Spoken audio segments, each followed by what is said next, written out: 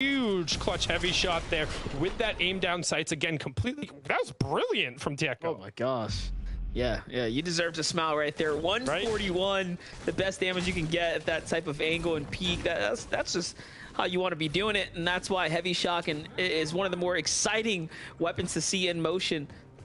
Owl and T though, cracked here, playing super sneaky. Man, Big HD, they think they have a nice little 2v2 going down. Little do they know, they're being ghosted right behind here. They're just thinking, you know, when's the right time? Well, that half wall is super awkward because building around it is very difficult. So they're waiting for somebody to rotate the corner and then try and throw a wall in their face, because you can't. You have to ramp instantly. And most players' first reaction is to either cone or throw a wall in those circumstances. And you can see patience is paying off. I mean, the Owl is a hunter. He's known to just try and pick up the scraps and see what else is there, and he's looking for the opportune moment to end up popping in. The ambush is set. You can see on the right-hand side, that's the fight that they're watching. They want to be able to go, but if they don't time it right, all of this time is wasted for naught. And again, you can see they don't want to overcommit. They want to find somebody on this side of the wall, because once they pop in, they're stuck in this fight. Yeah, definitely. They're either one of two things, looking for the full box or the point-blank shotgun striker opener. Now, though, hearing one of those elims come through, hearing the shots being exchanged, it might just be time to strike.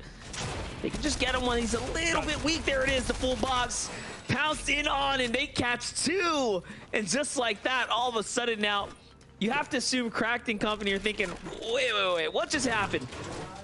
We must VOD review this. We must VOD review this, and then they're going to feel a little silly when they go back to knowing that the team was there for a hot minute or two. But now you can see we got reinforcements rolling over the hill, and unfortunately, even though the ambush was well set, the 6 points were given, and you pushed yourselves up into 8th, you weren't able to then disengage. And don't forget, the mission's not successful until you have gotten out and gotten hydrated. The heist isn't clear until you're out with the goods, and right now, Owl and Cracked are trying to avoid getting caught with their hand in the cookie jar. Well, not only that, there's a fresh team coming in as well, playing a little security, checking out the perimeter now. They're the big eyes in the skies. They're the big problem now to deal with. Another one too. And Serb, fresh team here arriving. What kind of intel did they pick up? They see a team up top. They know there's a fight going down. They're thinking they have the biggest advantage as well now. Yeah, but keep an eye on that bottom right-hand corner. We got 2 minutes, and we're relatively close to the zone because the zone's not pulling that fast, but that purple is still creeping in, and despite the fact that everyone wants to run towards these bullets and pick up some tags and catch people who might be weak rotating out, both of these duos are okay in terms of HP and their ability to rotate away. They're not fantastic, but they're definitely not bad. Yeah, not by any means. Back on over to Cracked and Owl. Been playing this very slow the entire time. They're back to doing just that here.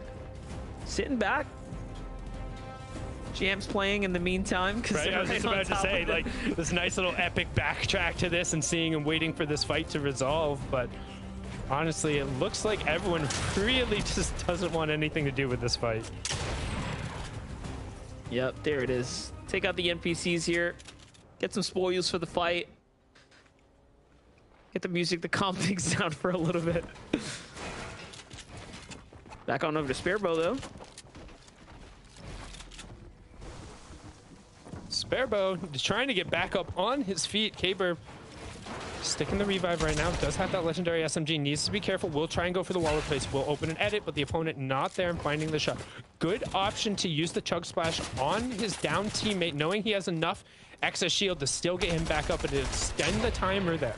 It will still end up going through, but still trying to fight defensively, trying to back that player off there, wanting no part of Wanted's aggression. But you can see every couple of seconds, Wanted's going to keep poking back, and he doesn't want to end up in a 1v2 as he knows it makes that fight that much more difficult.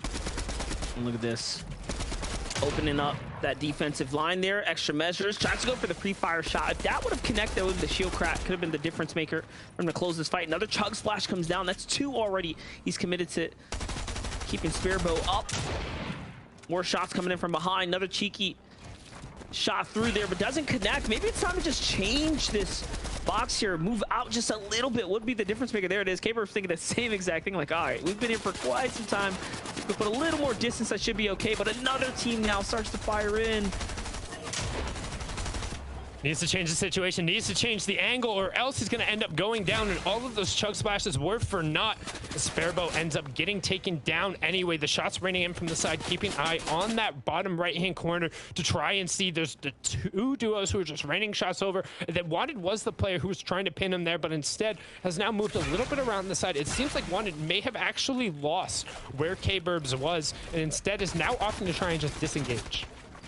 Yeah, looking to get on out of here, trying to keep a low profile now, hoping that this duo that comes on in thinks that, hey, it's just one player, let's hunt him down and get on out of here. This is, meanwhile, way outside the storm line now, right? And that's a little rotate to the rift there. Definitely the best move that he could have made for the situation he was granted and put himself in. I want to say he got Sparebow's card as well because they were just all inside those layers. So he should be A-okay right now. Looking to look back here. Very important that he finds some tags here. Surge is going to be much more difficult to maintain and work with now that he is by himself here, but he knows this is wanted here. Yeah, and he knows this should be a 1v1 based on the fact that there was only the one player who followed them. You could hear the rift noise when you go through it. It confirms how many players goes in, and it is loud.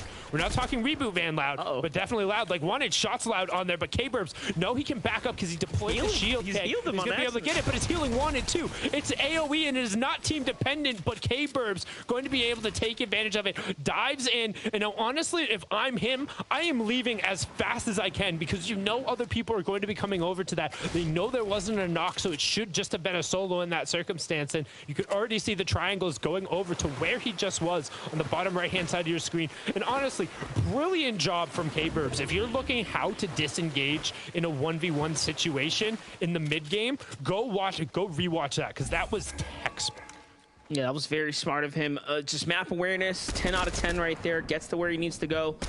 And then, of course, reevaluates the fight and decides, hey, I have this now. It's a clean 1v1. One less factor to worry about, too, which is trying to keep his team up. So on over to Avery and Muzz here, currently housed up in 4th place, just outside the Tilted Towers, playing this mountain as well. This is a good little spot to be in. Nice little terrain, nice bit of high ground here, overlooking Tilted and, of course, the Loot Lake. Well, the one thing they need to be a little bit careful of based on the position, because they are so far to the northeast, is rotating in late, and you can actually see that they're going to opt to hop into that Chonkers out Whiplash. And I would say just try and keep going and driving in a straight line, but looks like Avery might have failed his permit test a couple times, hit that rock, and now they're going to actually rain a couple shots here. But as long as you're not driving straight at somebody, it's actually really difficult to chain connected shots onto one of these Chonkers at Whiplash. Yeah, I agree. Very small windows, limited areas to get shots to pierce through. Edgy and Tahi. Oh, definitely fast. Little test of the tracking there as well. What are we thinking about Edgy and Tahi so far right now? Surge has been a pretty big problem for them. Yeah, I mean, I would say everything's been a pretty big problem for them based on the fact that they have a single point, which means they've made it into the top 35 and nowhere else, no other elims. And that's something you wouldn't necessarily expect out of a duo of their caliber. But right now you can see that Surge with only 1 or 2 duos who are going to be threatened by it. The fact that they're even remotely close to that line, yeah, 2 duos who will be threatened by it, it makes it pretty difficult. Yeah, they're going to have to continue to get active here. It looks like Furtice and Omri right now trying to find their extra tags here as they are just below, not only with the SMG, now pulling out the MK7. Nice little headshot right there. Okay, that's a big one, but gonna need a little bit more if they want to be safe. As the points start to add up, looks like the damage was just enough here. 6 damage above. That's gonna apply pressure to players like Tahi and Sprite, who might have been toting above, could have been pushed down now because of that little change there. Here's Spexy and Zypha, dead center of the zone here, way below the Surge. And this is the 2nd game in a row that they've struggled with Surge, and that was after Spexy had that absurd performance in game number 1, but we were praising him for just being ridiculous with the amount of elims. But since then, it feels like they've barely shot their guns. Yeah, they have to do a lot more right now. And they've made it further this game than the previous one. But come on, enough's enough. Find your tags, push some boxes, do something, or this game's going to start to slip away now. 51 points out of game 1 is just so great. But not earning anything in game 2 really offsets you, kind of puts you right back where you began. 2 steps forward, 1 step back is the situation we found themselves in. If they can't earn points this round, I'm afraid they're going to need another huge game to jump back in. Well, it's like they're running a 5K and then ate a bunch of fettuccine Alfredo, got a huge lead at the start, and then their stomach cramped up all of a sudden. They just can't end up going anywhere right now. They're trying to push through it, trying to find a little bit of respite, but it's almost too little too late. They used that shield keg, and it gave them a false sense of security, but now they're the only duo being pressured. They're going wild, and look who it is who actually picks up a piece of that pie. Pamso and Thatcher over on the side will get yet another Elam credited over to him for getting the knock onto Zypha in that circumstance, while not able to pick up Spexy as well. They got tons there, and now they're going to crack triple digits here if they can just get 2 more rounds of placement point. That's outlasting 10 more duos, and so far, Monster, they're looking fantastic.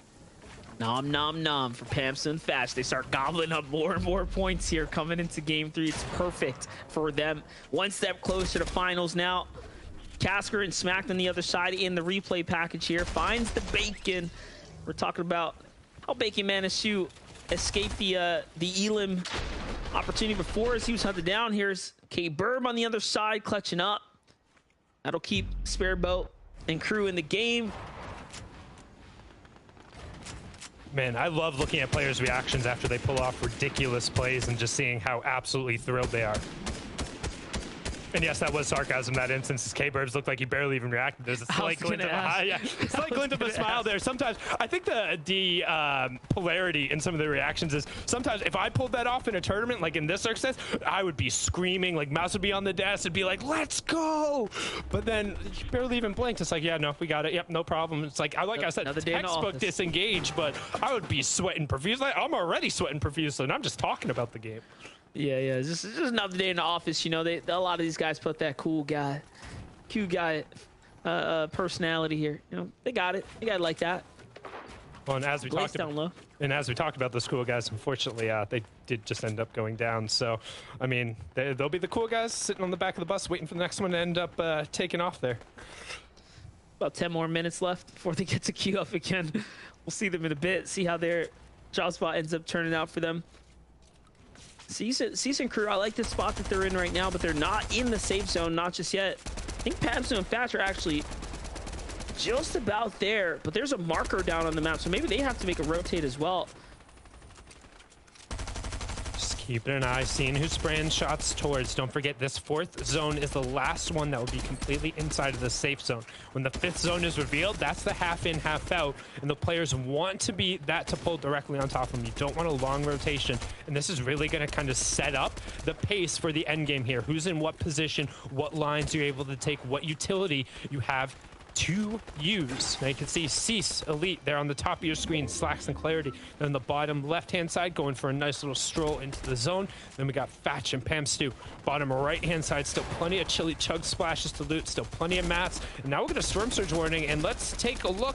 Out of our 3 duos on the screen, they're all pretty comfortably above. Yeah, they're all also well within some decent points so far. Ooh. So these are teams that are playing well, getting tags, finding action, everything.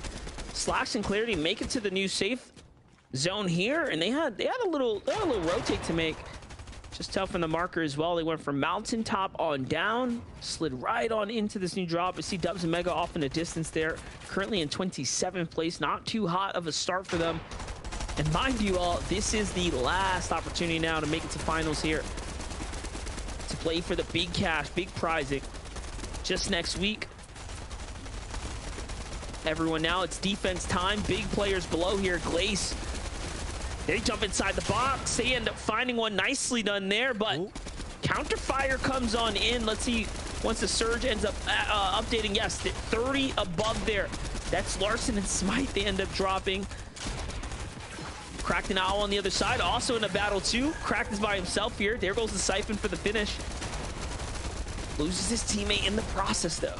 Yeah, Crack setting on 4 eliminations by himself, but unfortunately, the stepping stone to advance will end up being Owl. We see Edgy actually getting himself up onto the board as well. That's their first elimination, period, across all of the games. In the bottom right-hand side, we see Yuz currently just being hammered away on by Storm Surge. The Purple Lightning God not so happy. He says, more damage, sir. That's 25 damage every 5 seconds to the duos who have done the least amount of damage to their opponents. And Yuz right now, rather than looking to try and go spray and put some damage down, knowing that nobody really has to move for a while, he's instead just trying to find whatever utility and resources he can. He's going to have to jump in, but I mean, it's too little, too late. Nothing's going on for him, and he is going to get ticked over. 5 seconds, 3, 2, and he goes down. Not before delivering all of his loot here to a Legion P-God, who definitely could have used it. So big find for them. Yes, it was P-God who gets the full elimination there. I was going to say early bird, you know, normally gets the worm here on the rotate, but when you're early and you're other Storm Surge, I mean, it's just a different story. It doesn't really work out that way. The early bird gets the worm, but in this circumstance, the early bird is apparently the first in line for skeet shooting right there. And fortunately, nobody was looking at him on that rotate. Instead, just got slapped down by the Purple Lightning God that comes. So you can see Pamstow and Fats. They're the ones covered in purple currently, our leaders on the leaderboard. But again, the ultimate prize is the win. We'll bother about consistency after the end of the 6 matches, but all of these duos are focused on trying to take that #1 spot in just one of these games. Currently, just on that border, Slacks and Clarity on the left-hand side, as we'll swing back on board. I talked about them needing 2 placement points. They've gotten it to break into the top 100, and now we're going to get a rotation into our first moving zones, as it's pulled pretty much right on top of them.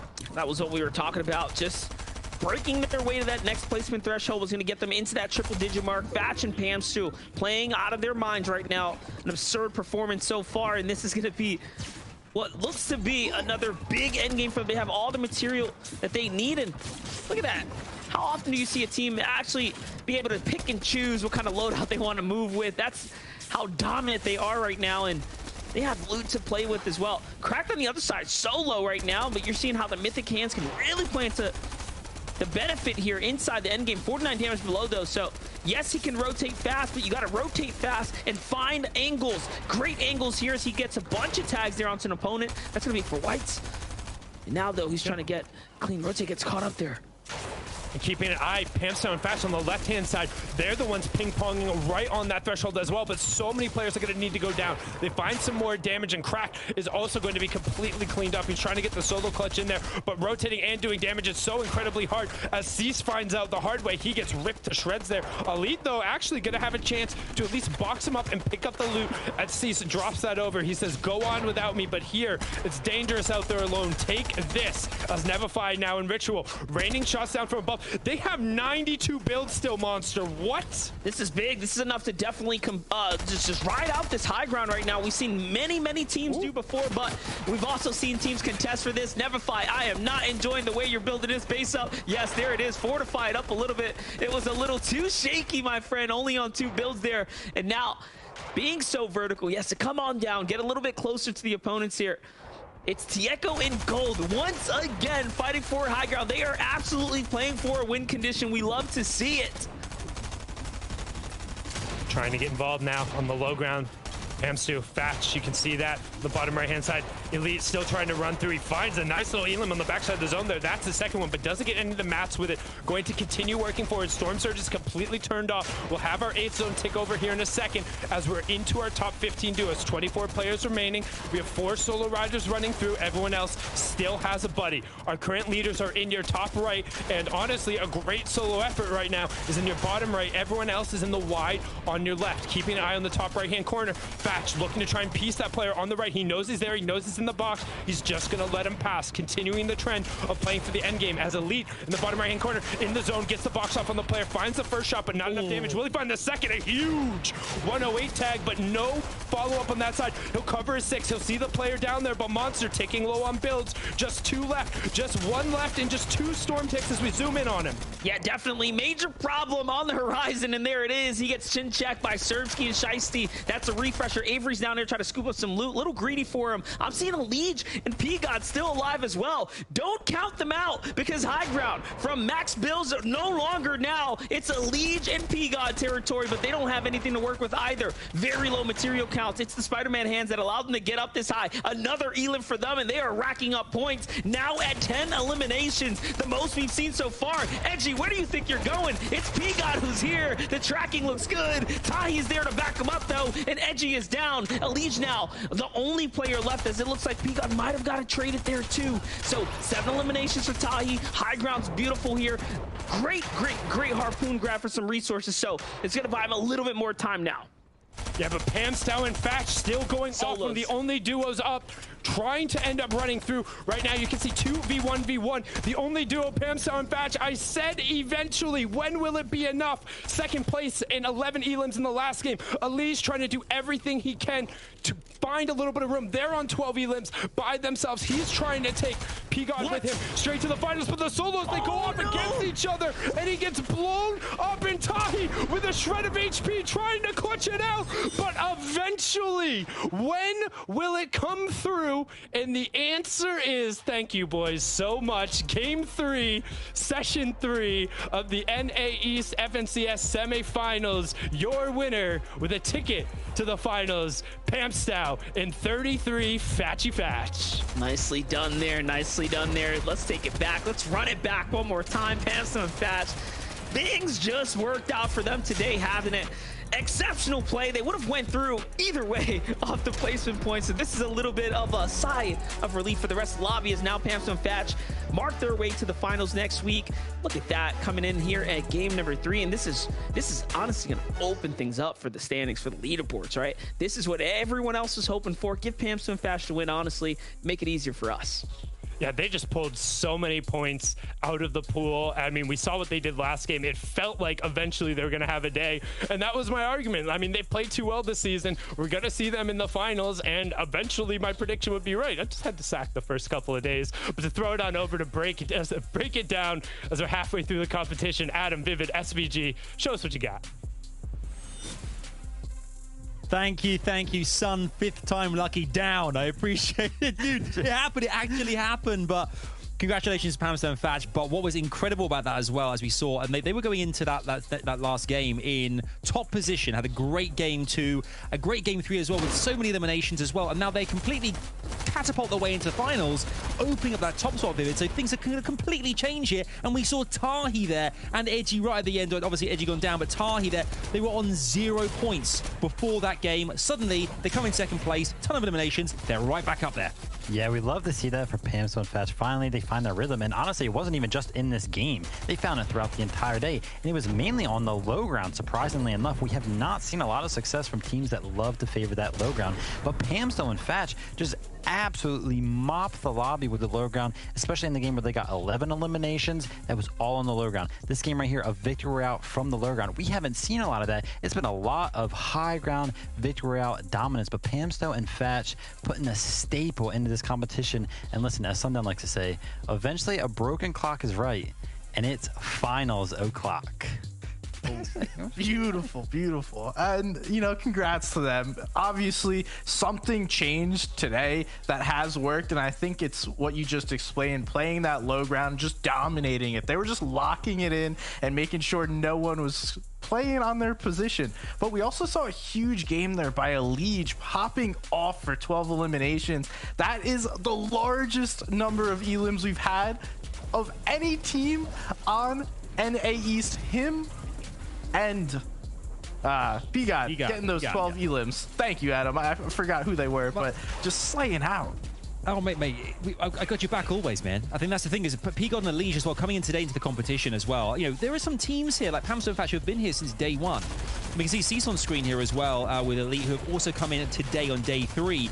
And already, we assume this might be the case, just going straight in. There's no kind of holding back here, regardless of the format change-ups, Vivid. They've just taken it by the scruff of the neck and rolled with this, and suddenly they've catapulted themselves. I've used the word catapult a lot because that is what this format does. You go from being 0 to hero immediately, and they'll be right up there now. Yeah, we've seen a lot of switch-ups in this game number 3. A lot of teams come to life, actually. We saw Tahi and Edgy. They came into this game with 1 point, which is just unbelievable. They should not have 1 point, right? But we saw them in the end game there, so we'll see when we check out the leaderboards how many points they ended up grabbing. But Cease and Elite also coming in, big names, day 3 teams actually, and we can see right there, a little bit of life. They were on the higher ground, which is good for them, but then also Elite showing his solo prowess there, clutching up a couple of points as Cease went down a little bit earlier.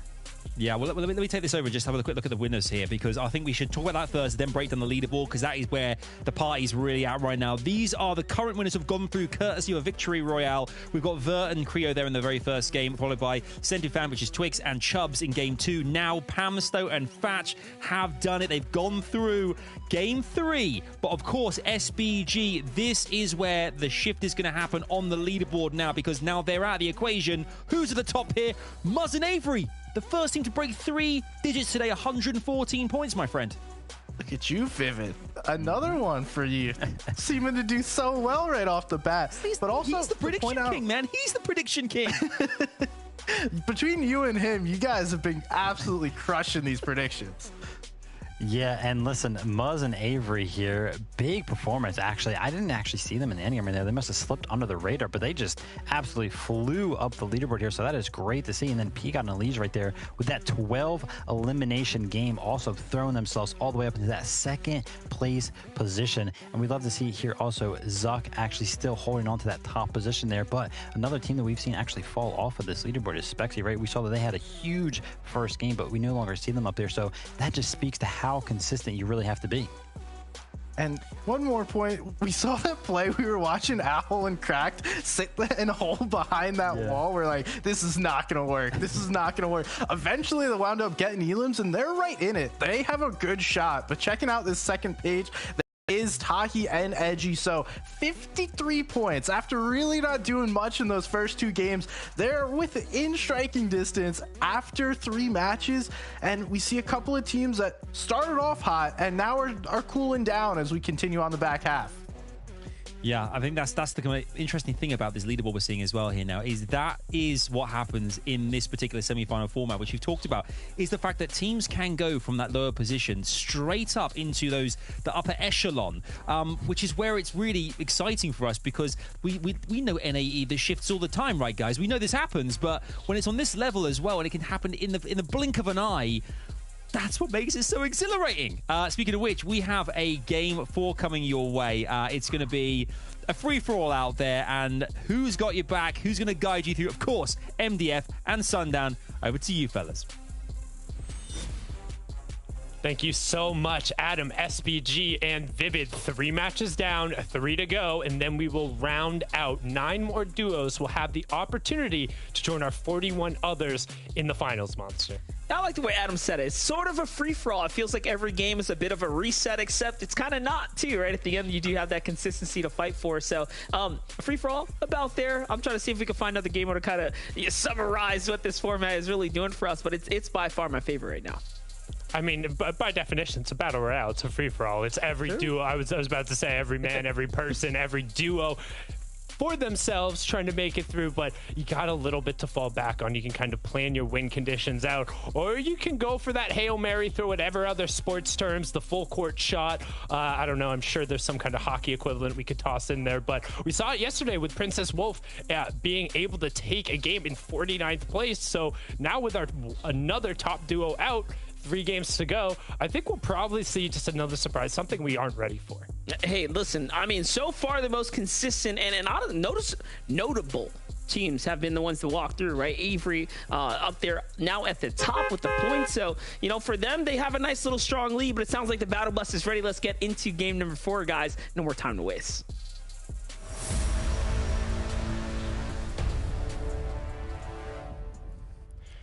No time to waste.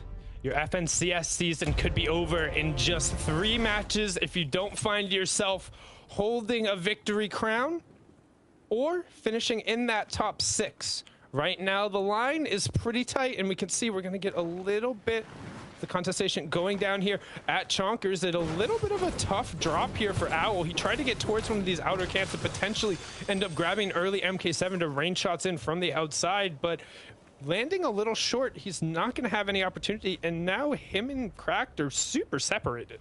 Yeah, this is a pretty awkward position to find yourself in, right? Very spread out here. If one or the other decides to jump onto you, I mean, it could be really bad for you, but looks like teams are going to be pretty comfortable with looting their locations, and maybe that's just how the pacing's been going so far. They get comfortable, then battle it out. For AV and NQ's on the other side, looks like they've been pushed down into this spot as well, but having the better drop here, they forced this other duo to rotate a bit earlier, give up the hold over the top of this building here. You can see those are definitely enemy builds. Sniper in hand, static off in the distance. Is he going to be able to see one of these guys that hit a shot? I'd love to see a sniper shot come through. Little blind check there through the bushes to see what's up. What you got, AV? Let's see it. I was about to say, was he going to fire him off? It looks like he had 2 opportunities to throw him out there. And I mean, you're not really going to use heavy bullets for anything else. So unless you're trying to get the surprise factor and hope that somebody kind of posts up and takes the knee and tries to find some of those FSA shots with the MK7, I mean, you might as well. But speaking of might as well, sitting on 1 point so far, Ducky and Zenki, they got to put a little bit of pedal to the metal. They got to go a little bit faster here because consistency points likely aren't going to do it in 3 games. Yeah, they got to make it all the way through to the end now. Hopefully pull a big victory out, as do HD and teammate here. On the other side, you have someone sitting behind the palm tree here. And you know, I was going to say, this is the second time now HD and his teammate have had a fresh team basically watching them idly in the distance, waiting to jump on them. I don't know if it's unlucky or just bad positioning on where they decide to fight, but it literally has happened time and time again now. Little bob and weave here, swerve out. Oof, a lot of damage done. Yeah, trying to get over to this 50-50 scavenger boat, and depending on where that lands, it can be a problem. And I also love how you said the big HD and his duo, because I was going to dare you to try and pronounce that duo's name, but I'm not even sure I could remotely go through it. It's like Dabuki Debeppo, maybe, something like that. I know there's a... I see HBD. We can just call him Happy Birthday, you know? Okay, yeah, we'll go with that. No, we'll do our best, and I think we'll probably stick with the big HD and his duo there as Unreal Anna and Keys. Or let us know how you pronounce that, and we'll absolutely do our best because we want to give you all the credit in the world. But an awkward little boat rotation over to the side. Looked like me trying to just hide away from the bigger sharks in the water right now. But speaking of hiding away from the bigger sharks in the water, Mamtating and Keys, they've had a rough go of it so far. Is pretty much every time we've tuned in, it's just been them getting abused off of spawn here. Yeah, it's been rough, and now they come on over to this drop spot, right? Pamsu and Fatch basically punch their ticket out of the game here and on into the finals. And now, once again, just like yesterday, we see teams landing inside Greasy Grove, hoping to find a little opportunity here. And I'd say the most successful team after all this has happened has always been Jackson and Fable Taco, because they have a drop spot that's just outside of it. So, if anything, they rotate in and try to get a piece of the chaos, piece of the craziness. And this time, they don't find any elims, but hey, they find a few fights. They get to get a couple tags off, and for them, that's good enough to at least maintain this early game. Yeah, it looks like Bank was the one who was able to pick up that first elim there. You can hear the rift going off in the distance, like we said last game. It's loud, so they're going to immediately try and see if there's any shots going on. There's some shots immediately being thrown off, and Mamtating just hoping everyone kind of forgets about him. Hanging out over on the side, as we're going to hang on out with the duo we were so absurdly impressed with in game number 1, Sentinel Zypha and then Spexy. But since then, they have just gotten... Their gameplay's been completely overturned by Storm Surge. We've seen them go down to it the past 2 games with very little recourse. Yeah. Listen, big rooting for Zypha and Spexy right now. I like that they're actually taking this early game fight. They're not trying to have the same, you know, double Storm Surge issue happen like they had last round here. This time they're going for the full fight. Seems like they're in a bit of control here, but Spexy based out by himself. Zypha playing a bit of a low ground position. Seems like that's not going to work out here, as they have to give it up now at the disadvantage. So no longer one build. 2v1 situation, goes for the face check on double SMG. I mean, that is definitely going to be a bad play. You know it. We know it. And now we get to see what happens when that happens. Zypha has to do this by himself here. Such a weird fight. So many excess builds burnt, and then when he opts to take it, he takes the fight with 1 build, so he can't even separate the players. Zypha was nowhere near to be able to help out when he's the one who has the heavy shotgun, which in this circumstance, we already talked about how strong this weapon can be early on. But now, our duo, who looked amazing after game 1, has really just got their tires stuck in the mud. They're going nowhere. Yeah, stuck in the mud here. Need to Couple people to push him on out, but fortunately it's only 1-1 to work with here. Zypha doubles back when thinking about making an exit. I guess he realizes, hey, it's either swim across the water with no builds or take the fight and take my chances. Fortunately, the chances were not on his side here. No favor, no luck for him. So we're going to take a look at some of the other off-spawn fights that we might have missed around the island into the back half here. You can see Enko's trying to get some shots down with that MK7. Does have that auto shotgun, but then just gets run down. Av doing his best to try and close the gap, but again, we talked about that strength of the auto shotgun off the rip. Here was the other side, that Mamtating and Keys fight when Keys just gets pieced out and put away the cone immediately on top of his box. Mamtating doing a good job just trying to back off his opponents in this circumstance, but with everyone around, you could see how he was able to disengage and just get around the side and get out of dodge. Not bad at all. Things are going down around the world here for Slacks and Clarity G, holding on, just consistent enough now. Edge their way up another positioning here. Currently in 8th. Let's take a look at the map right now. Zone number 1, minute 20. Teams are having to make their rotates here. This is where decision comes in. Where are you going to decide to house yourself up for the first zone here? The more experienced teams are going to be looking for elevated points of action here. Bushes in play like Skittles and Tragics here, like this as well. Yeah. Currently, right, you can see just nice little gap in the action during this moment. Teams not really pressured yet. You'll anticipate that we'll see a little bit more poking and prodding once this first zone closes, because then we'll get second zone reveal. Teams will be forced to move. We're relatively central, so not a ton of movement has really happened now anyway. But we'll get the storm surge warning, so people will know whether or not they have to go or whether they can sit and chill. That is exactly how it'll play out. That's the pacing here. In the lead right now, Avery and Muzz. Just good enough, right? Just good enough. Flowing, I'd say, at the top of the pack here. Just good enough? They're in first place. What do you mean? Just good enough would be 6 right now, right? I say that because, remember, when teams win, their points are extracted out, right? So, like, you know, they're up there. 3 teams move out. They get pushed even higher. They get to represent first for a little bit. All in all, yeah, just good enough, man. They're doing all right. Hey, another good game, and we'll see them in finals. Like I said, I'll take being in first place right now as we see that second zone reveal. We don't keep going over the east. We'll stay just central towards kind of that northeastern part. But one thing to note, we got a big mountain range towards the southern side that a duo is already posted up on. And then the entirety of that daily bugle POI is in play. And we've talked about how that POI provides a lot of really interesting dynamics when fighting around, whether it's in the early game or in the late game, just because of how those mountains tend to move. But right now, we're going to swing back on board with our just good enough first place duo, Cloud9 Avery, Team New Age, Muzz with the 3X in his name, and the only player to win an FNCS in multiple regions. Only player who can rep that 3X proudly right now. Muzz trying to see what he can find. Any pixel, any tag here would be huge. Playing a base split as well. Haven't seen that in quite some time. Teams just housing up different areas to get more sightline, more control. Well, then I know for a fact you don't watch West in that regard then, because Epic Whale and Arkham were doing that. They've been doing that 24/7 the entire time, man. That's their special. Every Cash Cup, every FNCS game, there's still a big fan. 2 scarecrows next to each other. That's the play. Definitely the play. This players need to pick up these strats though into the playbook. If you ask me, P got in the Liege, man. What a game for them last round. Now up in second here. Managing to clutch up. Tons of eliminations. The biggest round we've seen. 12 elims in total.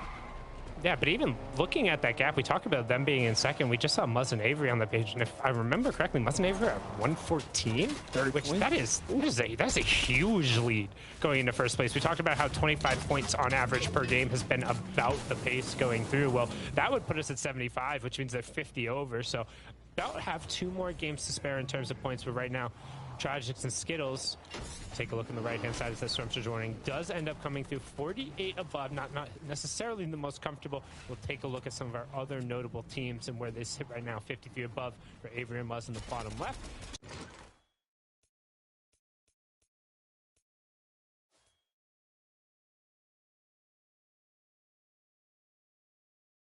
right next door, and they're trying to take this fight all the way through. Can they find a little bit more? Yes, they can. Muzz with a great angle, brilliantly done there, peeking straight up. Now they have opponent underneath here. It's Static on the other side. I like how they're playing this. I like where they're positioned now, and they're comfortable. Not getting too greedy either. 144, they say, okay, we're good here. Let's slow down now. Very disciplined approach in this circumstance, which is something you expect from a champion. But one thing we've noted about Muzz in particular is it's a very emotional player. Like, he's very strong when he gets going, when they can get a little bit of a base, as we've seen here today. But if they're not able to kind of get that stuff rolling, that's where they've struggled, and it's part of the reason why they're even playing in the matches here today. But we'll swing on over. Currently sitting in second place, Alige and Pigod spraying some shots over right now, but they're 43 below. And as I say that, Pigod finds 2 tags, which generally would be enough to put you right above, but keep an eye on that left-hand side. Don't forget, the threshold isn't something static. It's always constantly moving as other duos are doing damage. And right now, we'll have 7 duos who will be affected in just 15 seconds or so. So there's going to be a lot of people who are looking for shots and want that number to go higher. Yeah, it's going up and down right now as things are continuing to develop here. Danny Bad Bloom and Shiesty as well. Big below, and they're in a full 2v2. This is all in. All cards on the table. Dealer reveal what comes next. We'll find out here. Danny Bad Bloom stepping on in with the pickaxe. Pigod sniper in hand. I'm keeping eyes on both sides right now. I would love to see the sniper shot, but we're going to go ahead and hop onto Danny here. See what's going to go down. Okay, they full HP up. They're tanking it. Juggernauts ready to take the battle now. It's all about tracking at this point. One false move and it can be it. Rhythm, great shot on defense there. Another heal for the teammate there, trying to offset the Storm Surge now, Sundown. Then when fighting defensively against a team who's taking Storm Surge, all you want to do is just tag them and then back up, force them to waste resources because you know they're taking damage the entire time. Well, you don't have to worry about it. As we can see, Clue is still ticking over. Danny also still ticking over. Luckily, he has that med miss, which will help upset a lot of it, but right there, Clue, he hears the shots, he hears the med miss. He knows that he's going to be able to have an opportunity, and he finds it with somebody who needs an opportunity. They need a chance, and they won't get it. Our second place duo, who's looking to rally behind the momentum of their 12 eliminations last game, falls before any placement points or any eliminations can come through. Yeah, Mega actually found Pigod on the rotate there, so little cheeky snipe up for him. Surge must have been active. He must have got beamed as they were pushing into Zerx and Evasion there. Zerx and Evasion end up getting to secure Alicia's loot. They had a lot to work with as well. They were pretty much big chilling in that base before having to give it up. Rhythm and Shiesty now walk away with those 2 elims. The first this game now.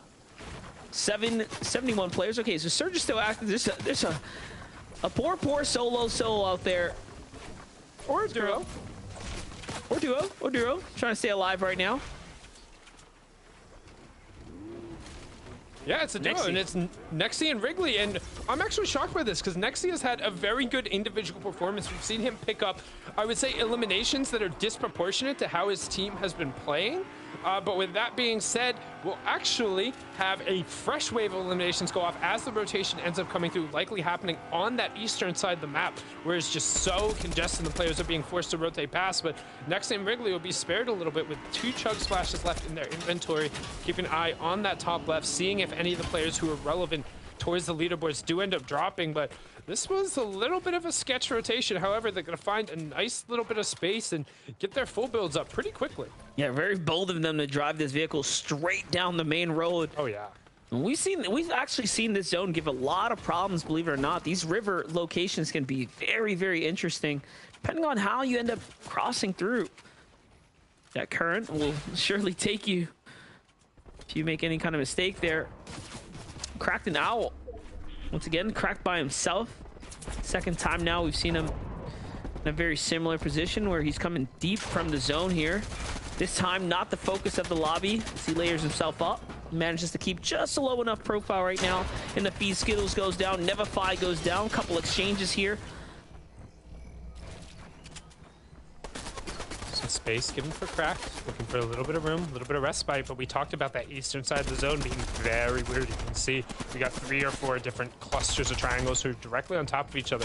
Also, keep an eye on the bottom left-hand corner. Oh, Cracked is currently in 6th place, but being able to find that Elan is so huge. Being able to find the shots here and get a line, that's going to give him more storm surge, but more importantly, again, we talked about you just need to be top 6 when all is said and done, and that line is so incredibly close. The etiquette's opened up, but it's too slow from the big HD and his duo. As now we'll swing on over. There's SMG duo, Aiden and Blasto, and Aiden just finding one over in the zone, reminiscent of a different Aiden back in the Winter Royale days, finding an Elim like that. As here's P-God and Elige going down to the Great Purple Thunder God. He will claim his toll. You weren't active enough in the early game, so unfortunately, that's it. Skittles as well here. Oh. Just melted by Slacks and Clarity G. Just trying to farm his metal up. Spider-Manning across the map there. Web slinging his way about. Blaster and Aiden. Just on the outskirts there. Muzz and Avery. Sight lines right on them. They can see they don't have a cone up, so this is why Avery's marking them out. Look at Slacks and Clarity's damage above Surge with only 2 eliminations. Nearly 700 above. That's bonkers as we take a look at some of our other duos. Tahi and Edgy above Surge for the first time in a while. Muzz and Avery are actually one of the duos who are close to underneath. 5 are going to be pressured here. Long range shots not connecting at all right now. Don't let it fool you. There's some kick on these weapons. It'd be hard to tell, but getting those long range tags are pretty difficult here. As I glance on over, it looks like Blaster was taken out. What kind of bad peek did he take on someone for him to get demolished here? Could have been Dubs and Mega, who are now getting focused by Muzz and Avery. It's Slacks and Clarity G, of course, very active here, targeting those floorboards here right from underneath. They needed some damage to kind of get in there, and they just continue to pad up. Yeah, right now they're walking in the kitchen, they're sniffing, and they smell something's cooking, and it smells like opportunity. They're in 8th place. They've already seen some other duos end up going down, but swinging over to somebody who really could use an opportunity in this game. 32 points, not horribly off the pace, but with Storm Surge and just an awful peek from Rivinacha, trying to take a left-handed peek with the MK, one of the most inefficient things you can do. However, it would push him just above Surge, potentially long enough to end up getting this revive, but they have to be careful as duos are dropping across the map, and boom, there it goes. It flicks over to 10 below. He's going to instantly have to use the Chug Splash on his partner, who's also using the Med Mist. That's on the left-hand side. On our right-hand side, we have Tieko and Gold, who we saw are just on the outside looking in on that first page, barely able to get back above it. But Rivinacha and Tyler, they need some more tags, and they need them now. I just noticed Avery, look at that. Avery finds Chucky there with the full elimination in the feed. Muzz gets the knock. Nicely done. Rivnacha has to get active here. Only 10 damage below. That's a single tag with any of these weapons right now. And now just barely above. They double back here. What's the play? They're trying to get with one another. Rivnacha, no. Should have just kept slinging his way about with the hands, and now Tyler has to come in here. Dubs and Mega on the other side finally getting their footing here. 6 points and in the box. Dubs goes straight in for it. SMG only. Aiden gets a piece of his own medicine there, completely deleted by Dubs.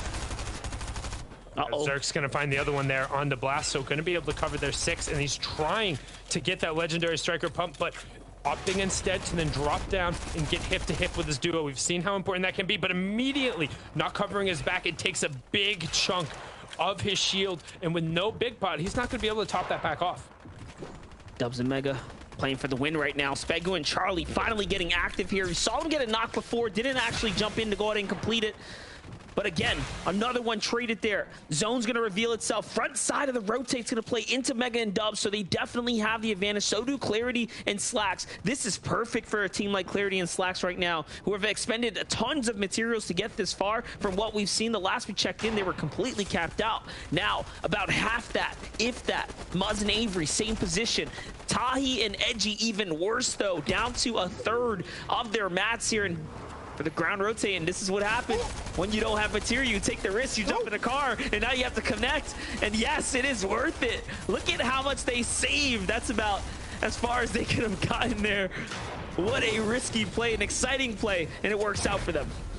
Yeah, exciting there because we saw, I think it was Tahi there. He hopped in the back. He was like, yeehaw, let's go. Get in the cab. And Edge is like, what are you doing? Get in here, please. Get in the car. We need to go. And they are able to get that line we talked about on the front side of the zone where you're able to just kind of attack at a 45-degree angle. You take a perfect diagonal tarp. You're able to minimize the number of mats. But Edgy says, hey, wait, there's people behind us. They're on the struggle bus. Unlike us, we got there early. We'll turn around. And he's able to find that, get right back up to his duo. But now they're on the backside of the zone. As we're going to look on the left-hand side, we got J-Man and Quack raining shots down from above the duck, looking for revenge, but Dubs and Mega are just below them. As now we'll zoom in on the right-hand side. Edgy is down, and Tahi looking for a run, currently sitting in 10th place, but with no white heels in the zone on his back, he will be taken down in 18th place. J-Man and Quack on high ground, though, right now, as they're trying to set things up for the win right here. New players entering on in, looking to make their way to finals right now. 46 points on the day. Not too bad, so this is still a great game for them to keep them in the run. Can they close this out, though, is the real question. As Mega and Dubs are eyeing up the high ground, they get themselves a couple layers on up. And there's trouble in paradise right now. I'm looking at a lot of Mythic Spider-Man hands in play here, so there's tons of players that can actually play for high ground. Zuck and Freeze have been popping off all day long. This is at least the third end game we've seen them make it in out of the 4 rounds of Fortnite so far, and it is looking awesome. It's looking like they might be punching up a big ticket game right here. Slacks on high ground again. Slacks fighting for height. Sundown, we're watching them go for it round after round. Yeah, but unfortunately, Clarity is going to end up dropping there. That was the cost they paid, and if they had been able to take it together, 50 mats might have been enough in the 7th zone. But instead now, Slacks forced down. He's just going to be playing for as many points as possible because he is sitting in 5th place. He knows, hey, the victory here, while great, isn't necessarily what we need. However, on the other side, Quack and J-Man sitting in 17th and 18th with only 2 games to play after this. They feel this might be their best opportunity to get a chance to play in the NAE's finals. They want it here. We'll take a look on the wide. We'll see where everyone is, and then we'll swing back on over. I actually think Dubs just went down. I think I saw that real quick there in the Elam feed there. Mega should just be the only one up on that side of Slacks. Continues to solo run. 6 builds, 5 builds, 4 builds, and it's down. Looks to try and find the duo on his side. 3 builds left. Sees Accept and Boil over there. Will he be able to pressure? He gets cut off. 2 builds left. And it's just right at the backside. It is just Mega. Mega's by himself. He's right above him. Into the layer he goes. Slacks finds Mega there on the side there. Catches the 2. Sees and Mega. It's a double point pickup for him. A nice little 2-piece. That's going to keep him in the round. Not only that, the double siphon means he's got plenty of material to work with here too. J-Man goes on up. Someone tries to take high ground from him. And it's a battle for height. It's not looking good for J-Man. He is running for his life there. And down he goes. It's actually Rhythm. Where did he come from? I don't know. But he is up top right now as a solo here. Like, what do you do? What do you do in this position? Wait it out. Hope that zone pulls back over. Go through the long builds as long as you can. You know there's a couple other duos there. You just want them to fight each other. The real question will come when he's forced to go out over the open space. But right now, Slacks looking for a little bit of room to operate, but here comes the pull. There's the open space we were talking about, and the builds are forced out on the high ground. That was the last of his builds. It's going to be forced to come down. When will the chop come in? What's going on the low ground? Is there another duo is fighting? The 2 duos are on the low ground. That's Accept and Voil trying to put the shots in, but everyone else is getting pressured out. And right now you can say Accept and Voil are down. Now you got a whole bunch of solos running around, and then the duo, Jackson and Fable Taco, trying to find a little bit of space, and Jackson says, what other duo, Sundown? Never fly. 124 to the face, and the immediate cleanup. They're the last duo up, Monster. This is their game to win. This is what makes a duo so exciting, the amount of solos that can end up in the final moments, but these duos are operating in machine fashion here. Efficient and clean. Let's see it, though. Rhythm's up top, still putting down shots out of material. He has to be at this point. Where is Slack lurking just around? That's 1 down. It's all solos now. Every man for themselves, and one sitting deep inside the storm line. You could tell right there, he's trying to play the heal off. What is going on here? Is he gonna be having enough? Jackson actually aware, not too comfortable, blocks that side out, opens it, finds him. Ritual has mats. Here comes a fake out. Can he pull a Nick 830? I don't think so. Jackson's out of there. The storm does the rest. Nicely done. It's still a 1v1 Jackson versus Rhythm here. He's got the space, he's got the mats, but Rhythm has no mats. He has the HP lead. If Jackson overbuilds here, he might actually just end up giving the victory royale over accidentally, but instead, Rhythm, he says he feels it, he feels the rhyme, and he feels a trip to the finals. Game 4 goes over to him, and what was a really weird one, Monster. Man, Rhythm getting jiggy with it there at the end, making sure he brings it on home, dancing to the tune of his own victory royale right now. Take a look at it. Nice and clean. I can't believe Jackson actually opened up this edit here. And it was a little too soon. I get it. You want to catch him off guard, but it was predictable. And that was the problem right there. Shicey and Rhythm. Big win right there. Nicely done. They're going to the finals. What a game, though, for Jackson and Fable Taco. They pick up a lot of points. That's our windmill team, right? They've been giving problems to Greasy Grove all day long. Yeah, and I mean, just a brilliant effort there from Milks and Rhythm to win over match number 4. But now we're 2/3 of the way through the competition. 2 more teams and 2 more chances at victory royales, and then 6 consistent teams to round us out. We're going to kick it back on over the desk. So Adam, SVG Vivid, break it down. That is correct. We have a new duo who's joining the rest of our qualified players today, going through via the Victory Royale. It was amazing. Milks and Rhythm there did a fantastic job there to hold out there. We saw Jackson was really pushing them to the limit there, and Vivid suddenly they've won through, and they've completely made their way over to finals without any problems whatsoever. In the end game, they've just held out and done it. It's fantastic. Again, another one of those situations where we've seen it's actually just a solo up on the high ground, right? None of these high ground teams are really getting settled in to a point where they're comfortable and holding it throughout the entirety of the game. They don't have any mats left. They don't even usually have a duo left, and it was looking really, really good for Jackson and Fable down on the low ground here, but Ritual was off in the distance in the storm, playing the med miss, and comes in from the side and actually picks up a quick knock on the Fable, so Jackson was left to do it and kind of getting the MVP there, Ritual for Rhythm. And then Rhythm just, again, coasting on the higher ground, and no duo, just himself, and he ends up finding that final elimination victory royale for him. Yeah, the little assist there on the player in Storm to help out Rhythm get that. You know, it's unfortunate, but hey, sometimes it happens. That was all part of that Peterbot clutch. We saw the cold assist come through when that happened, and Rhythm hitting his shots. He didn't do it alone. No one gifted him that. He still had to take down that last Elim, and hey, the fable of Taco and Jackson J has to come in another day. It does, it does. And, you know, again, we talk about the leaderboard shifting. 9 eliminations there from our winners. They now go straight forward into the finals. They're taken out of the equation, but there's 9 eliminations worth of points there that have been sucked out of the rest of the table. So that's really going to change things up here. A couple of teams, obviously, to look at as well. Obviously, Clarity and Slacks. I've gone for today, and they've had a bit of an up and down journey the last few days. But Slacks again today here, Vivid, has managed to just grab his teammate by the scruff of the neck and dragged him over towards that finish line, getting, I think, a 4th overall, even though kind of soloing for a while there, but even dropping down, taking out duos solo as well, and getting those points, and that is so pivotal to getting into that top 6 spots. Yeah, big game for them right there. They came into this game, they were in the 13th position, so they weren't doing too well, but they were right on that bubble. And after this game, I think they're going to be around that top 5 position, potentially even top 2. So they have definitely found their rhythm throughout the day, but still 2 more games on the play, so they have to stay consistent throughout. And we saw that battle for the high ground, but I want to see the battle on the leaderboards here, Adam. Yes, well, I mean, this is it. I mean, we'll look at the winners right now, actually, the stand, how they currently look, having gone through the first 4 games. These are the confirmed qualified players who've made it through to finals. We have ourselves Vert and Creo from Game 1. In Game 2 was Scented Fan, who's Twix and Chubbs. Game 3 was Pamsto and Fatch. They did it! Sundown's prediction there. We will have Milks and Rhythm there joining in Game 4. With 2 games to go now, fellas. Let's look at the leaderboard. Vivid, walk us through. They're still there. Your prediction remains on the top spot. Let's go.